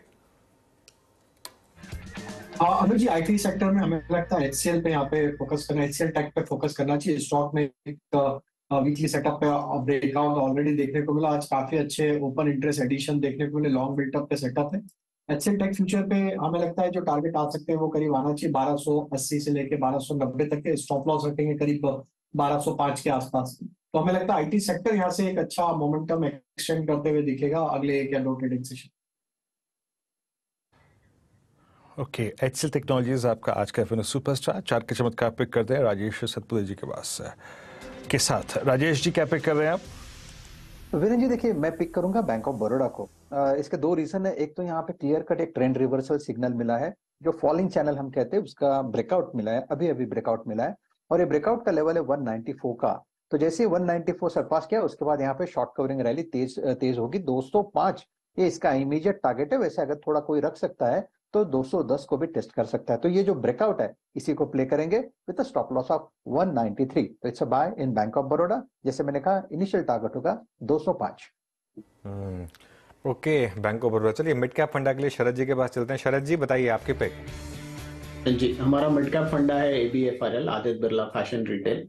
कंपनी देश की दूसरी सबसे बड़ी रिटेलिंग कंपनी है इन टर्म्स ऑफ सेल्स और इन टर्म्स ऑफ जो स्क्वायर फुट एरिया उनके पास है। कंपनी ने अभी छोटे शहरों में भी एक्सपेंशन चालू कर दिया है और हमारा मानना है कि आने वाले समय में उसका असर नंबर्स में दिखना चाहिए। कंपनी की जो एथनिक वियर ब्रांड है वो भी अगले 1-2 साल में ब्रेक इवन कर जानी चाहिए, तो वो एक एडेड फायदा होना चाहिए। प्लस जो TCNS वाला एक्विजिशन है वो भी लगभग बंज इन कर जाना चाहिए अगले 6 महीने साल भर में। इसके अलावा हमें लगता है कि जो रॉ मटेरियल प्रेशर था वो भी काफी हद तक ईज हो जाना चाहिए ज्यादातर रिटेलर्स के लिए, और फेस्टिव सीजन में डिमांड भी स्ट्रांग रहनी चाहिए अक्रॉस द बोर्ड। ऑलरेडी वो चालू हो गया है, तो अगले 3-6 महीने हम ये मान रहे हैं कि काफी बढ़िया रहना चाहिए वो स्पेस। और लॉन्ग टर्म में भी मुझे लगता है जिस टाइप के ब्रांड्स कंपनी के पास ऑलरेडी हैं, लुई फिलिप, वैन हुसैन और एथनिक वियर में भी काफी बढ़िया इंप्रूवमेंट देखने मिली है। तो मुझे लगता है ये स्पेस में कंपनी ग्रेजुअली जो अपना टारगेट कर रही है 25,000 करोड़ का रेवेन्यू, वो अगले 2-3 साल में आसानी से अचीव कर लेगी। और इसके अलावा जो ग्रोथ लॉक इन की है पिछले 2-3 सालों में भी जो एक्विजिशंस की हैं उसके भी फायदे अब दिखने चाहिए नंबर्स में, जैसे जैसे हम नॉर्मल सी की तरफ जा रहे हैं। तो हमारा ये मानना है कि अगले 2-3 साल में कंपनी 500 करोड़ के आसपास की बॉटम लाइन रिपोर्ट कर सकेगी। तो एक मल्टी बैगर आइडिया की तरह ABFRL इनिशियल टारगेट्स 280 रुपए के हिसाब से। Okay, ABFRL। अच्छा, मार्केट में एकदम से एक फ्रेश मूव आया जो मैं बात कर रहा था ना हजता कि अब एक बार निकाल दें बस, और ओपन हाई उसने क्रॉस किया, वो 19,532 एकदम से क्रॉस हुआ। पिछले कुछ मिनटों में अच्छा मूव आया इंडेक्स में, और इसमें काफ़ी हद तक मदद की इंट्राडे बेसिस पर SBI और ICICI बैंक ने। IT सुबह से खैर मजबूत बना हुआ है, लेकिन पिछले 5 मिनटों में जो 2 स्टॉक्स ने कंट्रीब्यूट किया उसमें SBI अब डे हाई पर, ICICI बैंक भले अभी भी रेड में हो लेकिन लोअर लेवल से अच्छी रिकवरी यहाँ पर। उसके अलावा इन्फोसिस ने डे हाई लगाया और अब 19,530 पर। बस अब 45 मिनट्स बाकी हैं, ये क्लोज यहाँ हो गया तो बहुत शानदार क्लोज होगा, क्योंकि 2 दिन मिल जाएंगे आपको बैक टू बैक सीरीज में जिसमें मार्केट सेंचुरी गेंस के साथ ट्रेड करके दिखाएगा, और वो भी एक खराब सीरीज के बाद। तो इससे बेटर इंडिकेशन नहीं हो सकता। सितंबर नॉर्मली ट्रेंडिंग सीरीज होती है, पिछले 4 बार में सितंबर में 6 से 7% के पॉजिटिव या नेगेटिव मूव्स आए हैं। साइन लग रहे हैं इस बार की पॉजिटिव मूव की तैयारी हो रही है यहाँ पर। जी हाँ, एक बहुत जोरदार खरीदारी बनती हुई और आईटी ही लीड कर रहा है और थोड़ा बहुत हाथ ऑफ कोर्स सीमेंट मेजर्स का भी। अल्ट्राटेक सीमेंट पर अभी बातचीत हो रही थी, राजेश पालविया ने इस पर नजर डाली 8564 पर, अब 3.5% के गेंस वहां पर ट्रेड में बनते दिखाई दिए। जो हमारे जानकारों ने ट्रेड दिए हैं चार का चौका में, वो फटाफट से रिकैप कर लेते हैं और कुछ और स्टॉक्स की बात करेंगे। शुरुआत हमने सस्ता ऑप्शन के साथ की। मुथूट फाइनेंस 1300 का कॉल, पहला टारगेट 39, फिर 44, फिर 49, लेकिन स्टॉप लॉस आपने एक लगाना है 18 का, ये आप ध्यान में रखें। दूसरी तरफ आप देखिए राजेश पालविया ने पिक किया एचसीएल टेक 1280 पहला टारगेट, उसके आगे 10 रुपए और जोड़ लीजिएगा, 1290 का टारगेट रहेगा, 1205 के आसपास स्टॉप लॉस आपका रहेगा। फिर आया राजेश सातपुते का बैंक ऑफ बड़ौदा 205 के लिए एक मौका खरीदारी का यहां बन रहा है, तेजी करके चले 193 स्टॉप लॉस रहेगा। और एबी फैशन एंड रिटेल पर नजरें गई हैं शरद अवस्थी की, ये एक बाय साइड का ट्रेड इनकी तरफ से बन रहा है। तो ये फिलहाल आपके लिए एक मोमेंटम स्टॉक्स में जहां पर एक एक्शन बनता हुआ दिखाई दिया है। अच्छा, इस बीच पेटीएम का स्टॉक आपकी स्क्रीन पर लेकर आते हैं, क्योंकि पेटीएम आज याद रखिएगा एक प्रेस कॉन्फ्रेंस होने वाली थी दोपहर में और उसमें कंपनी ने कार्ड साउंड बॉक्स लॉन्च किया है।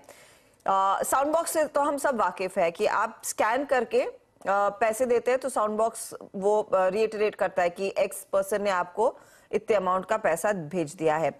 अब बेसिकली साउंड बॉक्स के जरिए मर्चेंट्स मोबाइल और कार्ड पेमेंट्स भी रिसीव कर पाएंगे, तो वो एक चीज जो आपको जोड़कर दे दी है पेटीएम ने। उसकी कुछ और डिटेल्स आएंगे तो उस पर नजरें रहेंगी, लेकिन स्टॉक 856 के आसपास ही ट्रेड करता हुआ दिखाई दे रहा है।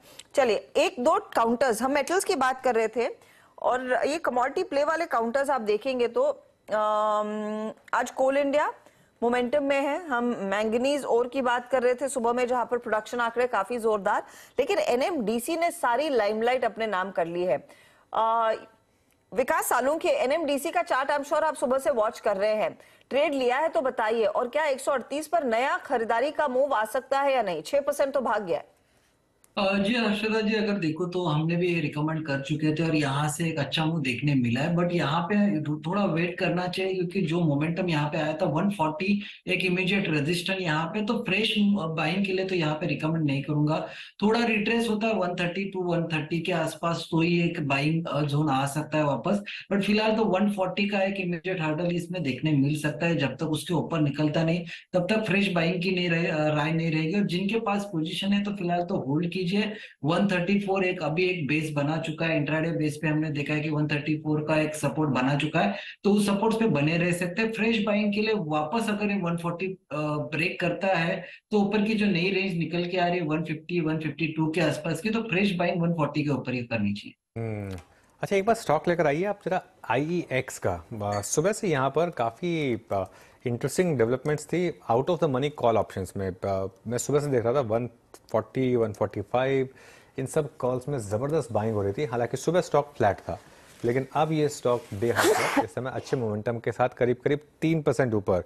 शिल्पा जी, कोई व्यू IEX पर आपका?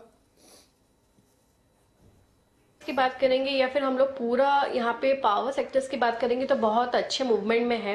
यहाँ पे IEX ने बहुत टाइम के बाद 134 के ऊपर अभी सस्टेन किया है, जो इसके लिए बहुत पॉजिटिव है क्योंकि ये इसका काफ़ी अच्छा खासा रेजिस्टेंस था। तो यहाँ से मुझे लगता है IEX अप्रोच कर रहा है रफली 140 144 जोन्स। तो यहाँ पे IEX में अगर हम लोग 140 का कॉल ऑप्शन अगर ये सीरीज के लिए प्ले करेंगे, I just check the yes 140 का कॉल ऑप्शन रफली 4 रुपये 25 पैसे पे भी ट्रेड कर रहा है। आप इसको एक अगर यहाँ पे एक या 1.5 रुपए के स्टॉप लॉस से इसको पूरा सीरीज भी अगर आप प्ले करेंगे तो मुझे लगता है ये आपको इजीली टूवर्ड्स 12 या 13 के टारगेट्स पे दिखाएगा और थोड़ा सेफ ट्रेड भी रहेगा, because IEX has a habit of थोड़ा सकमिंग टू द प्रेशर। तो यहाँ पे लेकिन ऑप्शंस के थ्रू प्ले करना 140 का मुझे लगता है बहुत ही ल्यूक्रेटिव ट्रेड है और यहाँ पे डेफिनेटली अच्छे गेन्स आपको आते हुए मिलेंगे। जी IEX एक स्ट्रॉन्ग रिवर्सल में था लास्ट पूरी सीरीज में भी, और आज अपने इसने रिवर्सल को एक्सटेंड किया। मतलब आप समझ लीजिएगा कि ये मूव शुरू हुआ था 28 अगस्त से और एक पैनिक लो क्रिएट किया था इसने 22 अगस्त को लगभग 121 का 136 पर भी, अब आप 100 डे एक्सपोनेंशियल एवरेज। अच्छा राजेश जी, आज अनुज ने स्पॉटलाइट में जिन स्टॉक्स का जिक्र किया था उसमें एक LIC हाउसिंग फाइनेंस भी था, इट्स नाउ डे हाई, और ये अब एक बहुत क्लियर चार्ट है 25 अक्टूबर 2021 के बाद की अब तक की सबसे स्ट्रॉन्गेस्ट ट्रैजेक्टरी में आके प्लेस्ड हो गया है, यानी ये multi month breakout. Rajesh ji, इस सीरीज के लिए अगर कोई ऑप्शन पकड़ना हो, डायरेक्टर साहब एक बार प्लीज 450 का एट द मनी कॉल लेके आइएगा, क्या प्राइस है इसका? राजेश जी, ये एक जो ये रेंज का ब्रेकआउट है, इसको एट द मनी के साथ खेले या स्लाइटली आउट ऑफ मनी में जाए? प्लीज दोनों प्रीमियम रखिएगा स्क्रीन पे, 450 का, 460 का। राजेश सतपुते जी, आपका बहुत अच्छा रीड किया हुआ स्टॉक है ये। वीरेंद्र जी, देखिए डेफिनेटली मुझे लगता है कि इसने अपना एक जो पहला पड़ाव था 445 450, यही टारगेट था फ्राइडे का BTST का। तो ये देखिए मुझे लगता है कि यहाँ पे थोड़े अनफोल्ड हो रहे हैं नए नए टारगेट्स। तो नेक्स्ट टारगेट क्या होगा मेरे हिसाब से 480, ये इसका नेक्स्ट रेंज होगा। तो जो आपने कहा बिल्कुल, मैंने 450 का कॉल ऑप्शन लगा के रखा है, विच इज एट 15 रुपीज। आप इसे बाय कर सकते हैं, ATM पे ही काम करे। स्टॉप लॉस भी छोटा रखेंगे हम 11 रुपए के आसपास, और अगर थोड़ा वक्त दे तो मुझे लगता है ये 25 28 ये इसका टारगेट सेट होगा। तो क्योंकि LIC में मोमेंटम है लेकिन रुक रुक के चलता है, तो इसे ATM पे ही काम करे। तो ATM का फिर से कहता हूँ 450 का कॉल ऑप्शन बाय करें। ठीक का call option LIC housing finance, और यहाँ पर एक अच्छा माहौल तेजी का बनता हुआ दिखाई दे रहा है। लेकिन चलिए अब मार्केट का एक बड़ा और मैक्रो पर्सपेक्टिव आपके लिए पेश करते हैं। ब्रोकर्स के एसोसिएशन ANMI यानी कि association of national exchanges members of India ने दिल्ली में आयोजित एक कार्यक्रम में अनुज को खास तौर पर सम्मानित किया था और आमंत्रित भी किया था एक बहुत ही खास चर्चा के लिए। अनुज रूबरू हुए हैं हीलियस कैपिटल के समीर अरोड़ा से, और बहुत ही बढ़िया चीज उन्होंने कही कि ये सही समय है, एकदम राइट टाइम है भारत में एंट्री करने का। उसके कुछ अंश आपको सुनाते हैं। इस समय इंडियन मार्केट में समीर, फिर ये आपको लग रहा है कि ठीक टाइम है इंडियन मार्केट में इन्वेस्ट करने का? इंडियन मार्केट का बहुत नेक टाइम है। उसका बिग पिक्चर आंसर ये है जी कि इफ़ यू अग्री कि ब्रॉडली स्पीकिंग मार्केट का रिटर्न 13-15% पर एनम है और रहा है, एंड वो अलग से आई कैन टॉक कि वो लॉजिकल है कि उस रेंज में रिटर्न आप GDP ग्रोथ ले लें नॉमिनल टर्म्स में, या आप ये ले लें कि how much is fixed income return of the government bond, and उसमें 5-6% ऐड कर दें which is called equity risk premium, तो वो भी 12-13% हो जाता है। अगर आप कहते हैं कि 13%, 14% 5 ईयर में, 10 ईयर में, 15 ईयर में, 20 ईयर में, 25 ईयर में है, तो अभी इस साल कैलेंडर ईयर का रिटर्न क्या है बताओ जी? NSE 500 का रिटर्न बताइए इस साल का 8 महीने में 10%. So the 500, not the small cap. So the 500 is up 10% 8 months में, तो कोई खास फर्क नहीं है from a 13-14% annual number. Last year का भी अगर ऐड कर दें, last year was up 4%, which I showed you. So that means 20 months में it is up 12%. Sorry, 14%. Last year currency depreciated 10%. So that means dollar terms में 20 महीने का return nearly 0 है या 4% है। तो उस हिसाब से कोई ज़्यादा कुछ नहीं हुआ है। वो मार्च से लगता है कि बढ़ गई है, बट ये सब चीज़ें ऑन गोइंग है। हर वक्त आप किसी पीरियड को लो, कुछ पिछला कुछ अगला, ये इस रेंज में मिड टीन में आपके रिटर्न बनने हैं। समीर, ये सब पास की बातें जो आपने कही काफ़ी मुझे अच्छी लग रही थी देख के। ये खासतौर से जो स्टीव जॉब्स का जो आपने एग्जांपल दिया, तो इससे मतलब फॉर आम पब्लिक बेसिक सीख क्या है यहाँ पर? बेसिक ही चीज़ ये है कि गंदी चीज़ें ना करें, रेस्ट अपने आप चलेगा। बिकॉज वैसे ही मार्केट 14% बढ़ रही है। Suppose let's do a thought experiment, 500 stock index को बीट करने का गोल है। कई बार लगता है कि यार इंडेक्स में ये आइडिया है सपोज, या कोई वेदांता है, ये 4 स्टॉक्स नहीं मैं खरीदूँ और 496 स्टॉक्स खरीद लूँ, आई विल आउट परफॉर्म।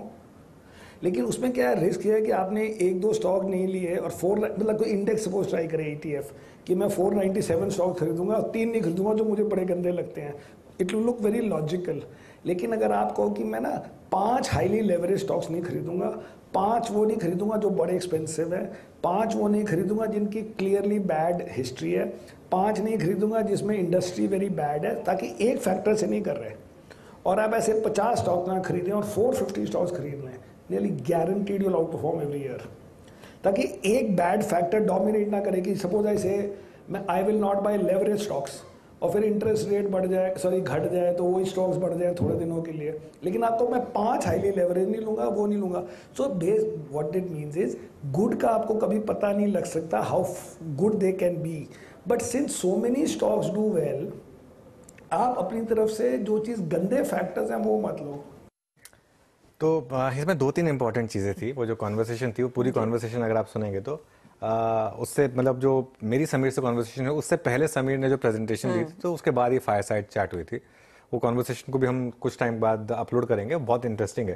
तो वो जो स्टीव जॉब्स वाला पार्ट है, वो कहाँ से आया आशता, वो एक चीज़ बता रहे थे कि बहुत लोग ये सोचते हैं कि अगर हम किसी कंपनी के बारे में बहुत ज़्यादा नहीं जानते हैं, अगर इंसाइडर नहीं है, तो शायद हम पैसा ना बना पाएं। ठीक है, अब एप्पल में स्टीव जॉब्स से बड़ा कोई इंसाइडर नहीं हो सकता था।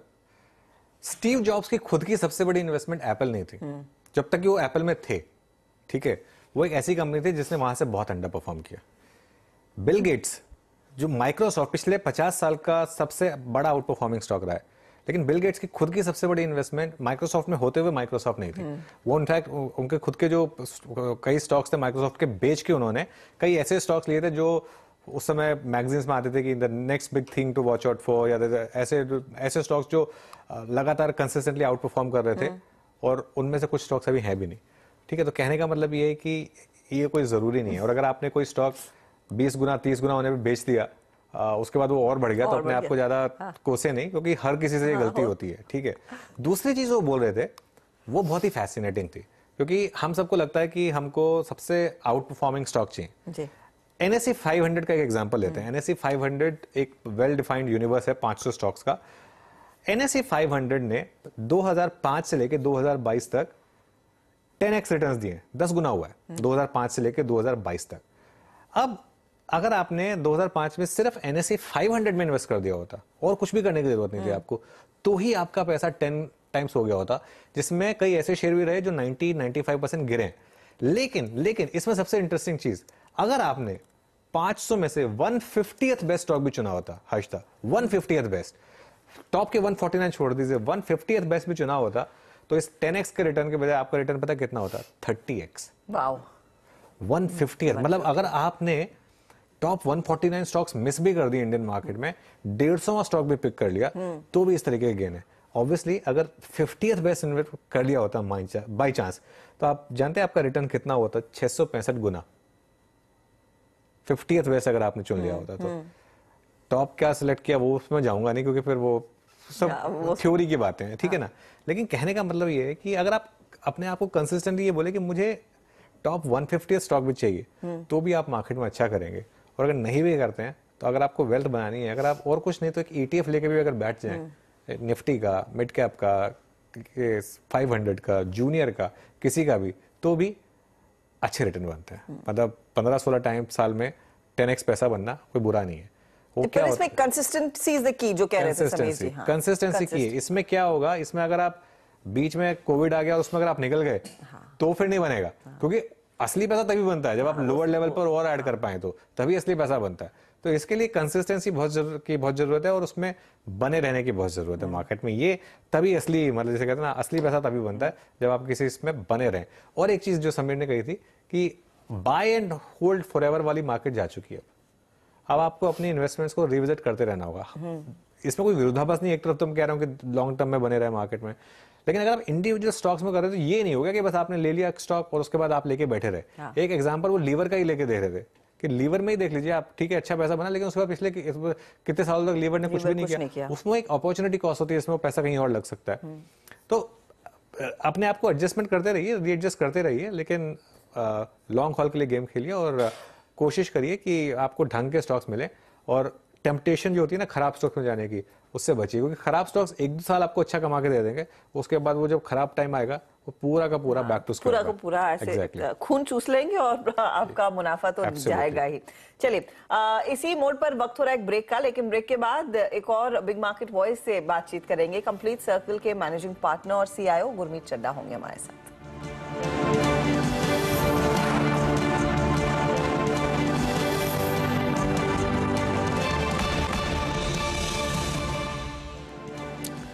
Welcome back. As promised, Complete Circle के मैनेजिंग पार्टनर और CIO गुरमीत चड्ढा अब हमारे साथ जुड़ गए हैं। Gurmeet ji, good afternoon. Markets में काफ़ी स्टॉक्स पर आपसे बात करनी है, लेकिन शुरुआत में करूंगा आज कोटक महिंद्रा बैंक के साथ। क्या व्यू है आपका, ये जो डेवलपमेंट हुई इसको आप किस तरीके से पढ़ रहे हैं? और काफ़ी पेशेंस टेस्ट किए स्टॉक ने, काफ़ी बड़ा मल्टीबैगर रहा है बैंकिंग में, परहैप्स पिछले 20 साल का सबसे बड़ा मल्टीबैगर रहा है, लेकिन पिछले 3-4 साल से अच्छी पेशेंस टेस्ट हुई है यहाँ पर। क्या व्यू बन रहा है आपका यहाँ? अनुज, सिमिलर स्टोरी आप देखिए आदित्य पुरी के बाद जो एचडीएफसी में हुआ है, शायद एक तरीके से सेम टेम्पलेट है। और फाइनेंशियल सर्विसेज में बार बार ये बोलता रहा हूँ, जब अपनी जियो फाइनेंशियल पे भी चर्चा हुई थी कि लीडरशिप टीम बहुत इंपॉर्टेंट है, बहुत मैटर करती है। तो उदय कोटक 31 दिसंबर तक का था। इनफैक्ट एक साथ 3 लोग जा रहे हैं, जो उनके चेयरमैन है, एमडी है, उदय कोटक सर है, 3 लोग हैं दीपक गुप्ता के अलावा। तो जब 3 सीनियर लोग जाते हैं तो थोड़ा सा मार्केट देखना चाहता है कि सक्सेशन प्लानिंग कैसे होगी। हालांकि मिस्टर मनियन और मिस शांति के बीच में शायद कोई एक सक्सेसर बनेगा। 2 नाम उदय कोटक सर ने बोला कि उन्होंने रिकमेंड किया आरबीआई को। तो ये बाजार देखना चाहेगा कि सक्सेशन कैसे प्ले आउट होता है। तो मुझे लगता है तब तक थोड़ा सा कुछ ओवरहैंग कम हुआ है, क्योंकि पहले अगर उन्होंने रिजाइन किया है समय से पहले तो ये सिग्नल जाता है कि वो प्रिपेयर्ड है। लेकिन थोड़ा सा एट्रिशन भी है। अनुज, मेरी काफी सीनियर लोग हैं जिनसे चर्चा हो रही थी, कुछ एट्रिशन भी हुआ है। कुछ सीनियर लोग एल&टी फाइनेंस में गए हैं, कुछ दूसरे बैंक्स में मूव हुए हैं। और जब भी कोई इंटरनली सक्सीड करता है थोड़ा एट्रिशन होता है, बिकॉज काफी कंटेंडर्स होते हैं और पावर इक्वेशन चेंज होती है बैंक। तो वो बाजार देखना चाहेगा। सेकंड, थोड़ा परफॉर्मेंस भी सॉफ्ट रहा है। अगर आप पिछला क्वार्टर लीजिए फॉर एग्जांपल, उनकी loan growth quarter on quarter सिर्फ 2-2.5% के आसपास थी, 17% का ग्रोथ था। और उन्होंने थोड़ा प्रोएक्टिवली लायबिलिटीज को शोर अप करने के लिए एक एक्टिव मनी करके, जिसमें आपका पैसा स्वीप इन हो जाता है सरप्लस एफडी की तरफ, उससे तो थोड़ा सा कॉस्ट ऑफ फंड भी बढ़ेगा और निम पे भी प्रेशर आएगा। हमने देखा वो 20-25 पैसा निम पे उनके प्रेशर आया।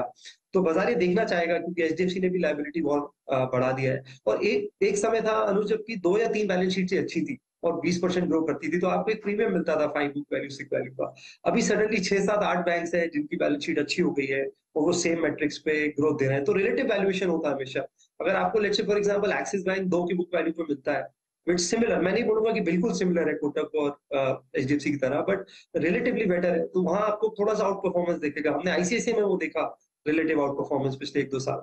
तो मुझे लगता है थोड़ा कंसोलिडेशन और होगा। बाजार देखना चाहेगा कि नई टीम कैसे आती है और उसका एट्रिशन का क्या है।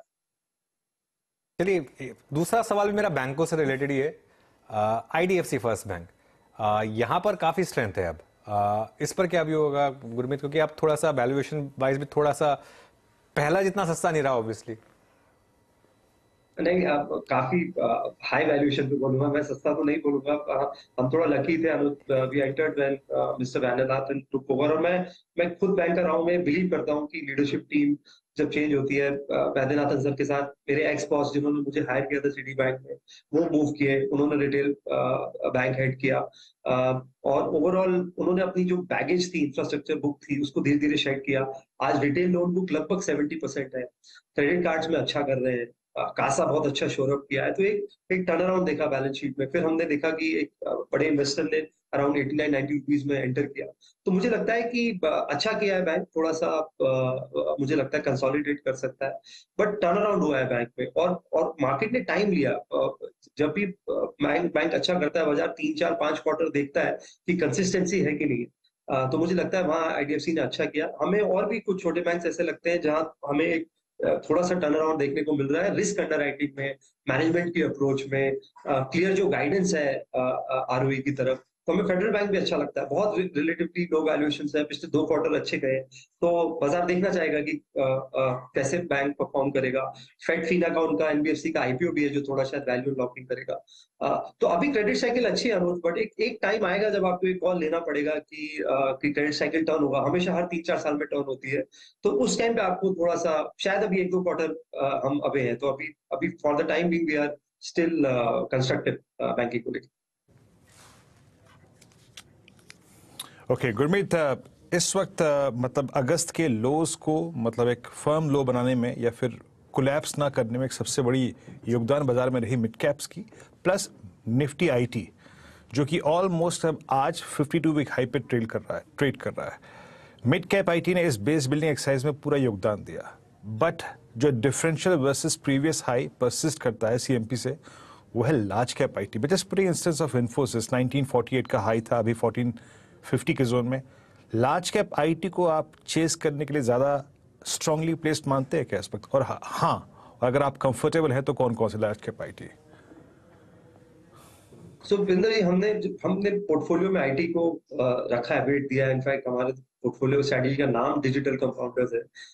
तो हम, लेकिन हम और पोजीशंस ऐड नहीं कर रहे हैं। थोड़ा हम लकी थे कि हमारे पास KPIT, टाटा एलेक्सी परसिस्टेंट था मिड कैप स्पेस में, तो हमें इतना हर्ट नहीं हुआ आईटी का जो अंडर परफॉर्मेंस रहा।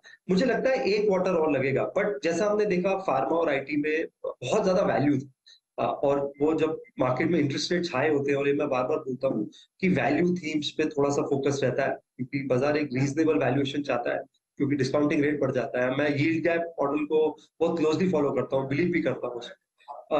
तो मुझे लगता है कि आईटी में एक क्वार्टर और लगेगा। थोड़ा सा मुझे लगता है डील विंस अभी भी सॉफ्ट है, और थोड़ा सा बेटर हुआ है जो हमारी चर्चा हुई है सीनियर मैनेजमेंट से काफी जगह, थोड़ा, लेकिन वैल्यूएशन कंफर्ट है। तो हमें HCL और HCL टेक में ज्यादा वैल्यूएशन कंफर्ट लगता है। आज स्टॉक ऊपर भी गया है वर्सेस लेट्स से इन्फोसिस और TCS। मुझे लगता है अभी भी वैल्यूएशन थोड़ा सा हाई जोन में है, और थोड़ा सा मिड कैप आईटी में भी हम नेम स्पेसिफिक फोकस कर रहे हैं। बट मैं वेट अभी बढ़ाऊंगा नहीं, मैं एक क्वार्टर और देखना चाहूंगा, यूएस को थोड़ा स्टेबलाइज होता देखना चाहूंगा, और मे बी जब फेड थोड़ा एक फर्म सिग्नल देगा कि रेट साइकिल हो गई है, they are done with it, तब शायद मैं शायद वेट बढ़ाऊं। फॉर द टाइम बीइंग हम बने हुए हैं, और हम कोई वेट में इंक्रीज नहीं कर रहे हैं वेट को अपना पोर्टफोलियो।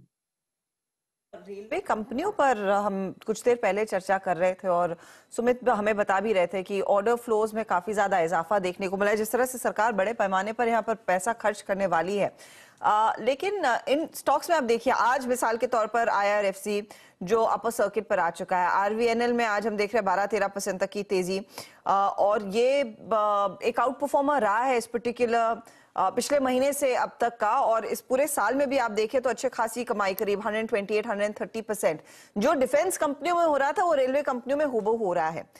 यहाँ पर किस तरह से आप क्या पहले तो क्या पैसा एलोकेटेड है, अप्रोच क्या होगी इस एक तरफा तेजी देखने के बाद, कैसे चुने वो सही मायने में अच्छे वैल्यू वाले स्टॉक्स जहां पर अभी भी प्रॉमिस है तेजी का? हर्षद जी, मैं इनफैक्ट थोड़ा सा कंसर्न हूँ वैल्यूएशंस को लेके रेलवे और डिफेंस की, और थोड़ा बहुत small cap largely as a space अभी भी अच्छे आइडियाज है। और जब आप देखिए, जब रिटर्न इतने शार्प आते हैं 1 साल और 2 साल के, तो एक हर्ड मेंटालिटी होती है और फ्लोज भी चेस करने लगते हैं। आप देखिए, बहुत सब डिफेंस और रेलवे रिलेटेड केपेक्स की बात कर रहे हैं, वैल्यूएशन कंफर्ट नहीं है। In fact some of the PSUs are also 30-35-40 के मल्टीपल पे है, और ये थोड़ा लंबा प्ले है, बट मैं बिलीव करता हूँ इंडिया की इन्वेस्टमेंट साइकिल में है, तो उसे प्रॉपर इन्वेस्टमेंट साइकिल की तरफ प्ले करना चाहिए, और अपने आप को बकेट नहीं करना चाहिए कि मैं रेलवे कैपेक्स खेलूंगा या मैं डिफेंस कैपेक्स खेलूंगा। हमें लगता है पावर और एनर्जी एक ऐसा स्पेस है जो कि बहुत अच्छा प्ले है ओवरऑल इन्वेस्टमेंट साइकिल का, तो हमें वो स्पेस अच्छी लगती है। उसे हम पावर जनरेशन, ट्रांसमिशन सबके थ्रू प्ले करते हैं। हमारे पोर्टफोलियो में टाटा पावर भी है। एनर्जी मिक्स जो चेंज हो रहा है, जैसे इथेनॉल है, हाइड्रोजन पे, इथेनॉल में हमारे पास प्राज इंडस्ट्री, तो हम प्रॉपर एनर्जी मिक्स जो है उसको प्ले कर रहे हैं। हमें कुछ यूटिलिटीज भी अच्छा लगता है, वहां पे बहुत वैल्यूएशन कंफर्ट है, और हमें थोड़ा सा जो सोर्स है, ट्रेडिशनल सोर्सेज ऑफ एनर्जी है, क्योंकि वैल्यूएशन इतना रीजनेबल है कि हमें थोड़ा सा कॉन्ट्रेरियन प्ले वहां भी लगता है। आप देखिए फॉर एग्जाम्पल कोल इंडिया है 5 या 6 के मल्टीपल पे, 25-30 हजार करोड़ का शायद प्रॉफिट करेगा, और आप वैल्यूएशंस देखिए बहुत रीजनेबल है। तो हम उस तरीके से उसको प्ले कर रहे हैं। दूसरा, केबल्स और वायर्स एक प्रॉक्सी प्ले है मैन्युफैक्चरिंग, हाउसिंग, इंफ्रा रिवाइवल का, हम उसके थ्रू प्ले करते हैं। तो हम ओवरऑल इन्वेस्टमेंट साइकिल को प्ले करना चाहते हैं। मैं capital goods, power, cables and wires, EPC यहाँ पे ज्यादा कंफर्टेबल हूँ वर्सेज डिफेंस या रेलवे कैपेक्स। ओके, सीमेंट आज का sector of the day. Gurmeet, मुझे पता है ACC आपको पसंद है, लेकिन इसके अलावा और क्या बेट्स होंगे यहाँ पर? सीमेंट में अनुज? हाँ, सीमेंट में। हाँ जी, तो अनुज जैसा मैंने बोला कि बहुत टाइम बाद डबल डिजिट वॉल्यूम ग्रोथ देखने को आया है, तो जो लार्जर प्लेयर्स है जिनके पास कैपेसिटी है, बैलेंस शीट स्ट्रांग है, वो अच्छा करेंगे। अल्ट्राटेक मुझे लगता है विल कंटिन्यू टू डू है, थोड़ा वैल्यूएशन हाई साइड पे पर अच्छा करेगा। हमें कुछ छोटे सीमेंट स्टॉक्स भी अच्छे लगते हैं, क्योंकि बहुत ज्यादा रिप्लेसमेंट कॉस्ट के नीचे ट्रेड कर रहे हैं, और one of the lowest cost producers भी हैं। जैसे सागर सीमेंट अपने पोर्टफोलियो में ऐड किया था कुछ समय पहले, $45 पर टन की वैल्यूएशन पे मिल रहा था एक क्वार्टर पहले। One of the lowest cost producer है, सही मिक्स है OPC PPC का, ऑलमोस्ट 50-50, एक तरीके का टर्न अराउंड स्टोरी है। और हमने देखा भी, अंबुजा ने जब सांगी सीमेंट्स लिया तो करीबन 90 से $100 दिया पर टन का। तो थोड़ा सा हम क्यों मुझे लग रहा है सेक्टर में कंसोलिडेशन होगा, तो जो भी लो कॉस्ट प्रोड्यूसर्स है, कैप्टिव पावर है जिनके पास फ्यूल एफिशिएंसी है, उनको हो सकता है वो एक्विजिशन टारगेट भी हो, तो थोड़ा सा वो प्ले भी आ सकता है। और हमें अंबुजा भी अच्छा लगता है क्योंकि थोड़ा सा ओनरशिप चेंज की वजह से स्टॉक प्रेशर में रहा है, बट दो बड़ी सीमेंट प्लेयर्स के बीच में काफी कंसोलिडेशन हो रहा है। तो अंबुजा भी हमारे रेडार में, ये अकेला शायद अदानी स्टॉक होगा जो हमारे रेडार में। गुरमीत, HFCs हाउसिंग फाइनेंस कंपनियां कौन कौन सी हैं आपके पास? क्योंकि मैं लीड आपके पोर्टफोलियो से ले रहा हूँ। आई मीन पॉली कैब आप होल्ड कर रहे हैं 1000 से 5220 पे। एस्ट्रल को देखिए, अभी तक ये वर्टिकल स्विंग या फिर ये तेजी HFCs में ट्रांसलेट नहीं हो पाई है। आपका बिलीव क्या कहता है? HFCs आप लोगों के पास है क्या, या फिर कौन सी ऐड करने का मन है, या फिर क्या ऐड किया आपने? वीरेंद्र जी, हमारे पास होम फर्स्ट है और काफी समय से है, क्योंकि जैसा मैंने बोला वहाँ की मैनेजमेंट की डिग्री बहुत अच्छी है, बड़े फोकस्ड है, लार्जली साउथ पे ऑपरेट करते हैं, उन्होंने ज्योग्राफीज बड़ी क्लियरली डिफाइन कर रखी है। और HFC में उनका रिकवरी भी अच्छा है। जैसे मैंने बोला, सरफरेशी एक्ट 15 लाख तक अप्लाई होता है, तो अगर NPA होता भी है तो आप पोजीशन लेके NPA रिकवरी बहुत स्विफ्ट है। उसके अलावा एवरेज टिकट साइज जो होता है वो कम होता है, गवर्नमेंट से थोड़ा सब्सिडी है प्रधानमंत्री योजना में, आवास योजना में। और ये सेगमेंट बैंक्स पोर्टफोलियोज खरीदते हैं, जाना नहीं चाहते वो टियर 3 टियर 4 टाउन्स में, क्योंकि ये प्रायोरिटी सेक्टर लेंडिंग का पार्ट है। तो यहाँ पे बैंक्स के साथ आपका डायरेक्ट कॉम्पिटिशन नहीं है, तो होम फर्स्ट है हमारे पोर्टफोलियो में। HDFC लिमिटेड था, वो बैंक में कन्वर्ट हो गया, तो हम उसको होल्ड करते हैं। बाकी HFCs पे मैं इतना अभी कंस्ट्रक्टिव नहीं हूँ, क्योंकि मुझे लगता है banks are better suited, bank ज्यादा अच्छा प्ले है, कॉस्ट ऑफ फंड्स का एडवांटेज है, थोड़ा सा आर्बिट्राज जो था NBFCs, HFCs और बैंक्स का, वो भी पहले से कम हुआ है। कुछ हमें निश NBFCs अच्छी लगती हैं, जिन्होंने अपना एक निश क्रिएट किया है, 5 स्टार है, क्रेडिट एक्सेस, ग्रामीण है, तो ये हमें अच्छी लगती है। और जियो फाइनेंशियल, बिकॉज हम रिलायंस होल्ड करते थे, तो हमारे पास है पोर्टफोलियो में, वो बहुत ज्यादा फ्यूचरिस्टिक और डिजिटल लेंडिंग साइड पर। पिछले 2 हफ्ते में हमने केमिकल्स में एक थोड़ा सा टर्न अराउंड देखा है गुरमीत। स्टॉक्स में रिकवरी आई और कुछ सिग्नल्स आने लगे थे कि कुछ प्रोडक्ट की प्राइसेस में इजाफा देखा जा रहा है और का मार्केट बड़ा है और चाइना से उतना सप्लाई नहीं आ रहा है। आपने कुछ खरीदा है लेटली? सॉरी, मैं थोड़ा वॉइस ब्रेक हो गया। केमिकल्स, मैं केमिकल्स पर पूछ रही थी, क्या कुछ नया खरीदा है हाल में जो रिकवरी आई है उसके बीच? नया कुछ नहीं ऐड किया है। हमारे पोर्टफोलियो में तीन स्टॉक्स हैं हमारे यूनिवर्स में। टाटा केमिकल है, क्योंकि वहां पे वैल्यूएशन कंफर्ट था, 900 के नीचे के आसपास पे हमने उसमें एक्यूमुलेट किया है। सोडा ऐश प्राइसेस में इजाफा हुआ है। एग्रोकेमिकल में मुझे लगता है थोड़ा इंप्रूवमेंट देखने को मिलेगा second half of the year, थोड़ा सा गवर्नमेंट का भी फोकस है रूरल इकोनॉमी में। तो सोडा ऐश अगेन ग्लास का मेन इंग्रेडिएंट है, तो प्रॉक्सी प्ले भी है एक तरीके से हाउसिंग और इंफ्रा का। और टाटा केमिकल अब बैटरी रिलेटेड कॉन्स्टिट्यूएंट्स और केमिकल्स भी बना रहा है, तो वैल्यूएशन कंफर्ट है, अच्छा मैनेजमेंट है, वो है।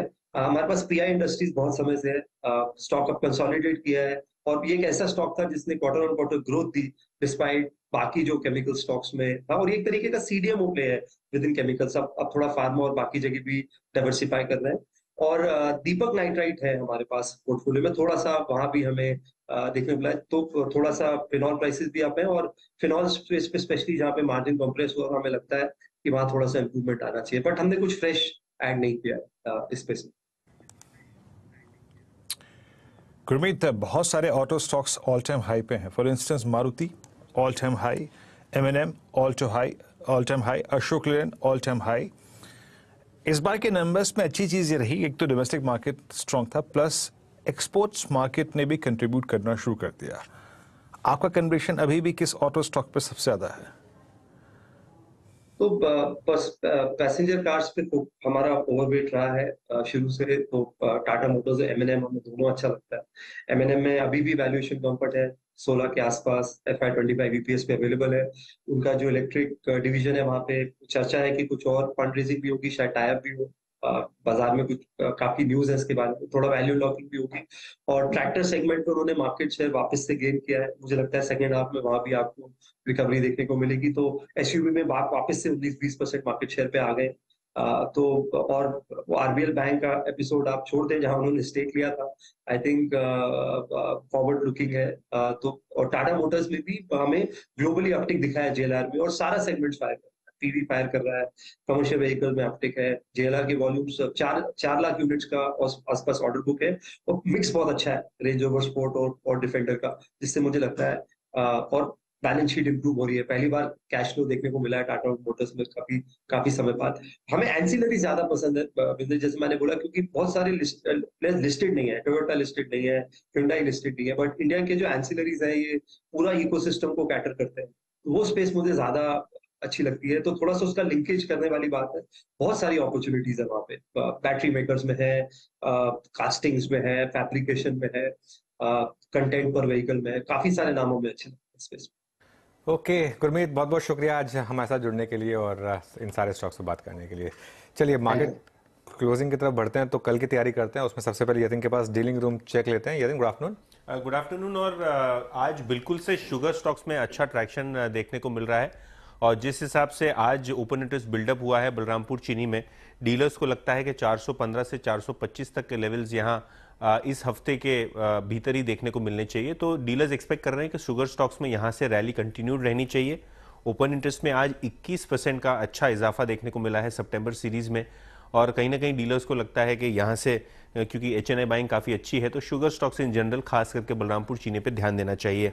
इसके अलावा रेलवे स्टॉक्स में IRCTC ये एक स्टॉक है FNO में, जहाँ डीलर्स एक्सपेक्ट कर रहे हैं पोजिशनली 750 से 750 तक के लेवल्स, और आज का ओपन इंटरेस्ट एडिशन देखें तो लगभग 6% का। काफ़ी सारे यहाँ FIIs खरीदारी कर रहे हैं, ऐसा डीलर्स को इंडिकेशन मिला है। तो दोनों ही IRCTC और बलरामपुर चीनी पे डीलर्स खरीदारी करवा रहे हैं अपने क्लाइंट्स को। यतिन, और बलरामपुर चीनी तैयारी कर रहा है बैन में जाने की। 128% पोजीशन यहाँ पर हो चुकी है। BHEL एक और ऑर्डर यहाँ भी बैन में जाने की तैयारी 106% पर।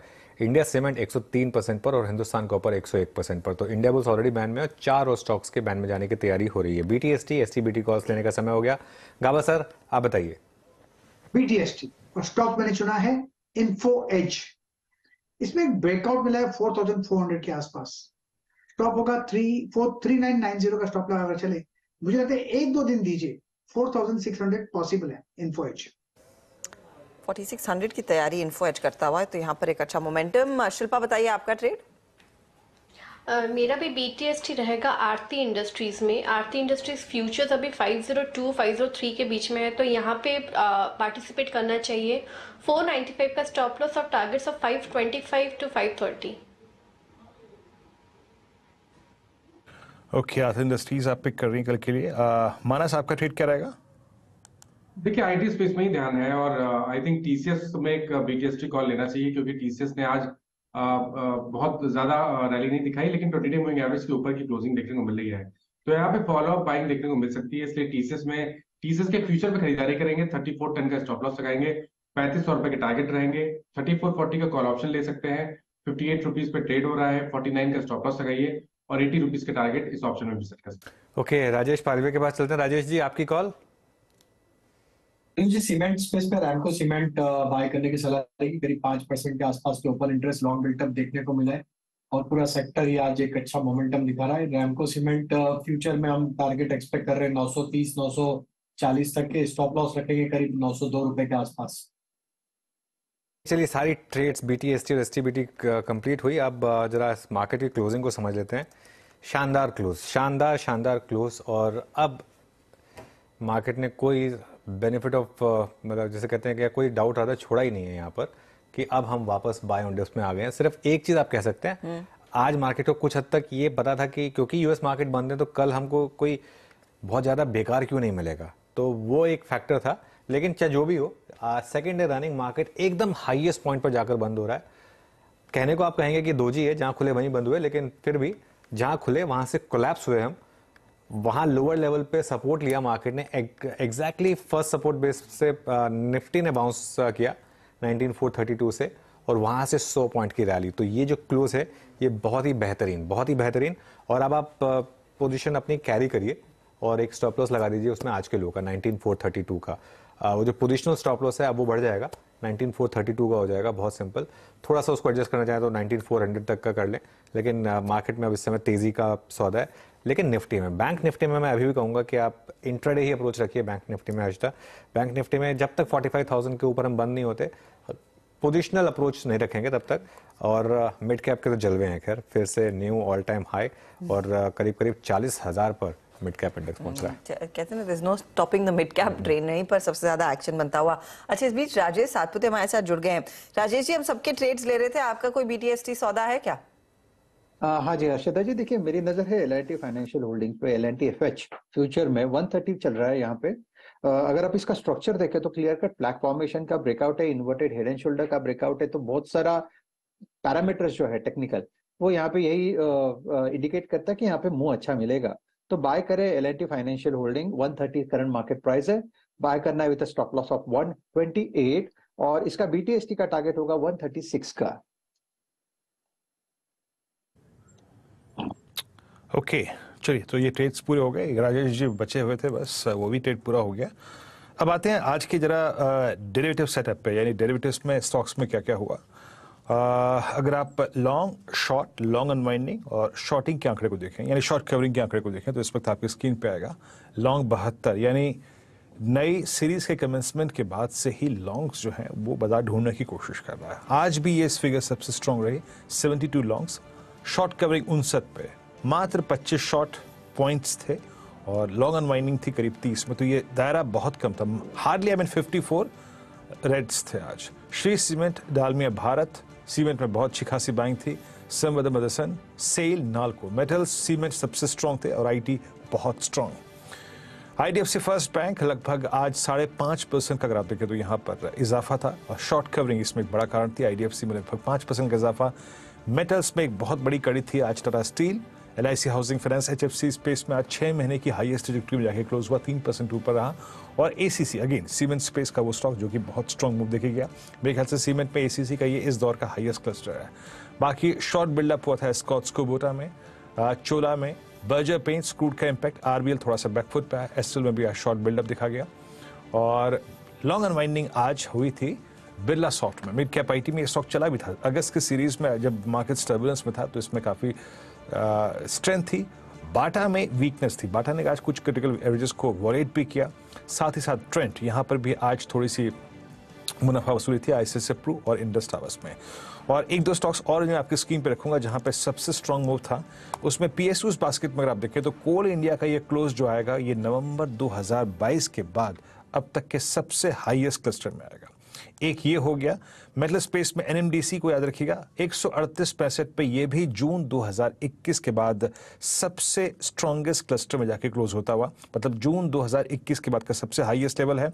और कुछ काउंटर्स IEX में आज 50 डे एक्सपोनेंशियल मूविंग एवरेज पार हुआ 137.85 पर, आज अपने 100 डे एक्सपोनेंशियल मूविंग एवरेज के ऊपर बंद होने की कोशिश करता हुआ। अनुज बिल्कुल क्लोज अच्छी मार्केट की और अब और एक्चुअली सेंचुरी हो ही जाएगी लग रहा है। 99 पॉइंट्स एडजस्टमेंट में ना हो भले ही, लेकिन प्रोविजनल क्लोज पे अगर सेंचुरी हो जाए 19,534 एकदम हाईएस्ट पॉइंट पर।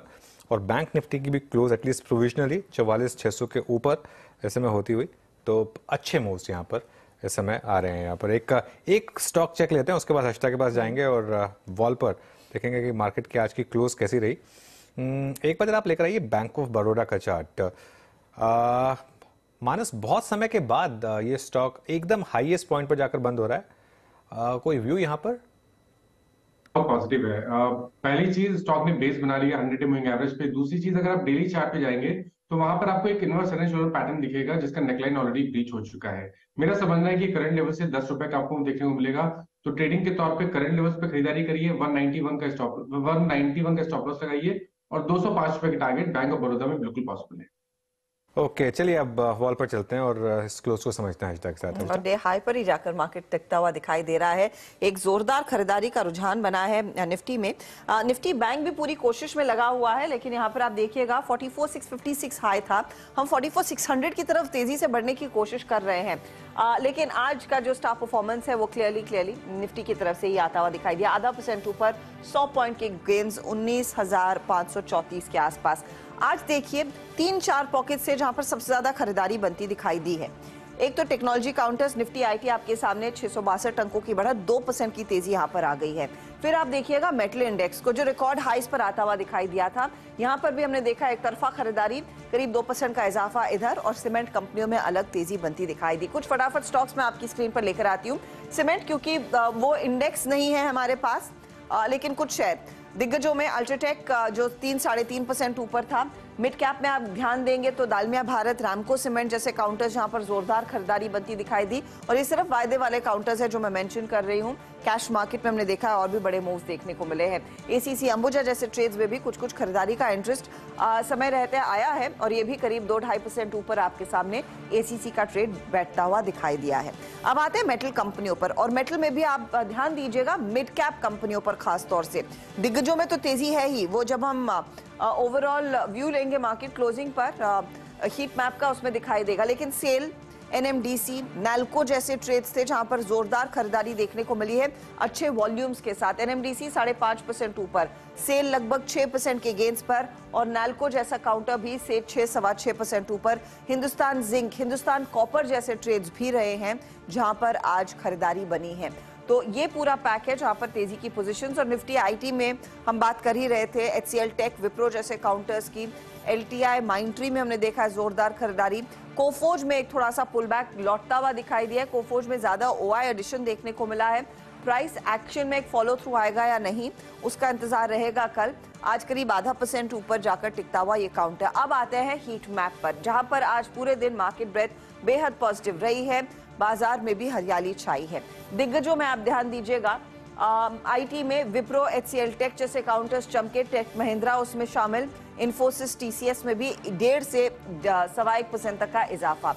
कोल इंडिया में आज थोड़ी सी तेजी बनती हुई दिखाई दी है, 4-4.5% के गेंस पर ये स्टॉक जाकर टिका है। कुछ और पीएसयूज में एनटीपीसी ऊपर था।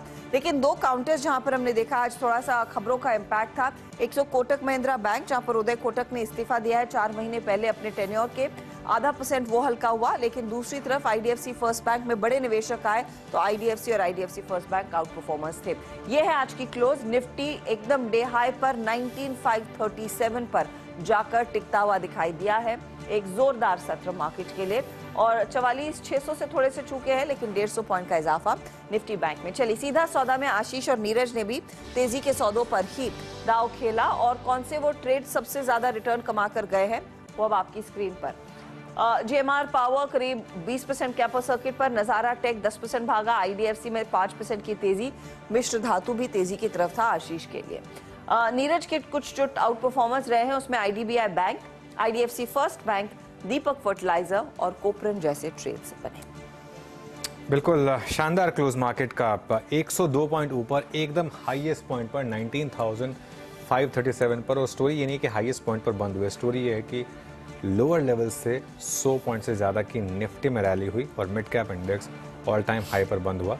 और अब back to back century sessions के साथ मार्केट शायद एक खराब अगस्त सीरीज को पीछे छोड़कर आगे बढ़ता हुआ। वीरू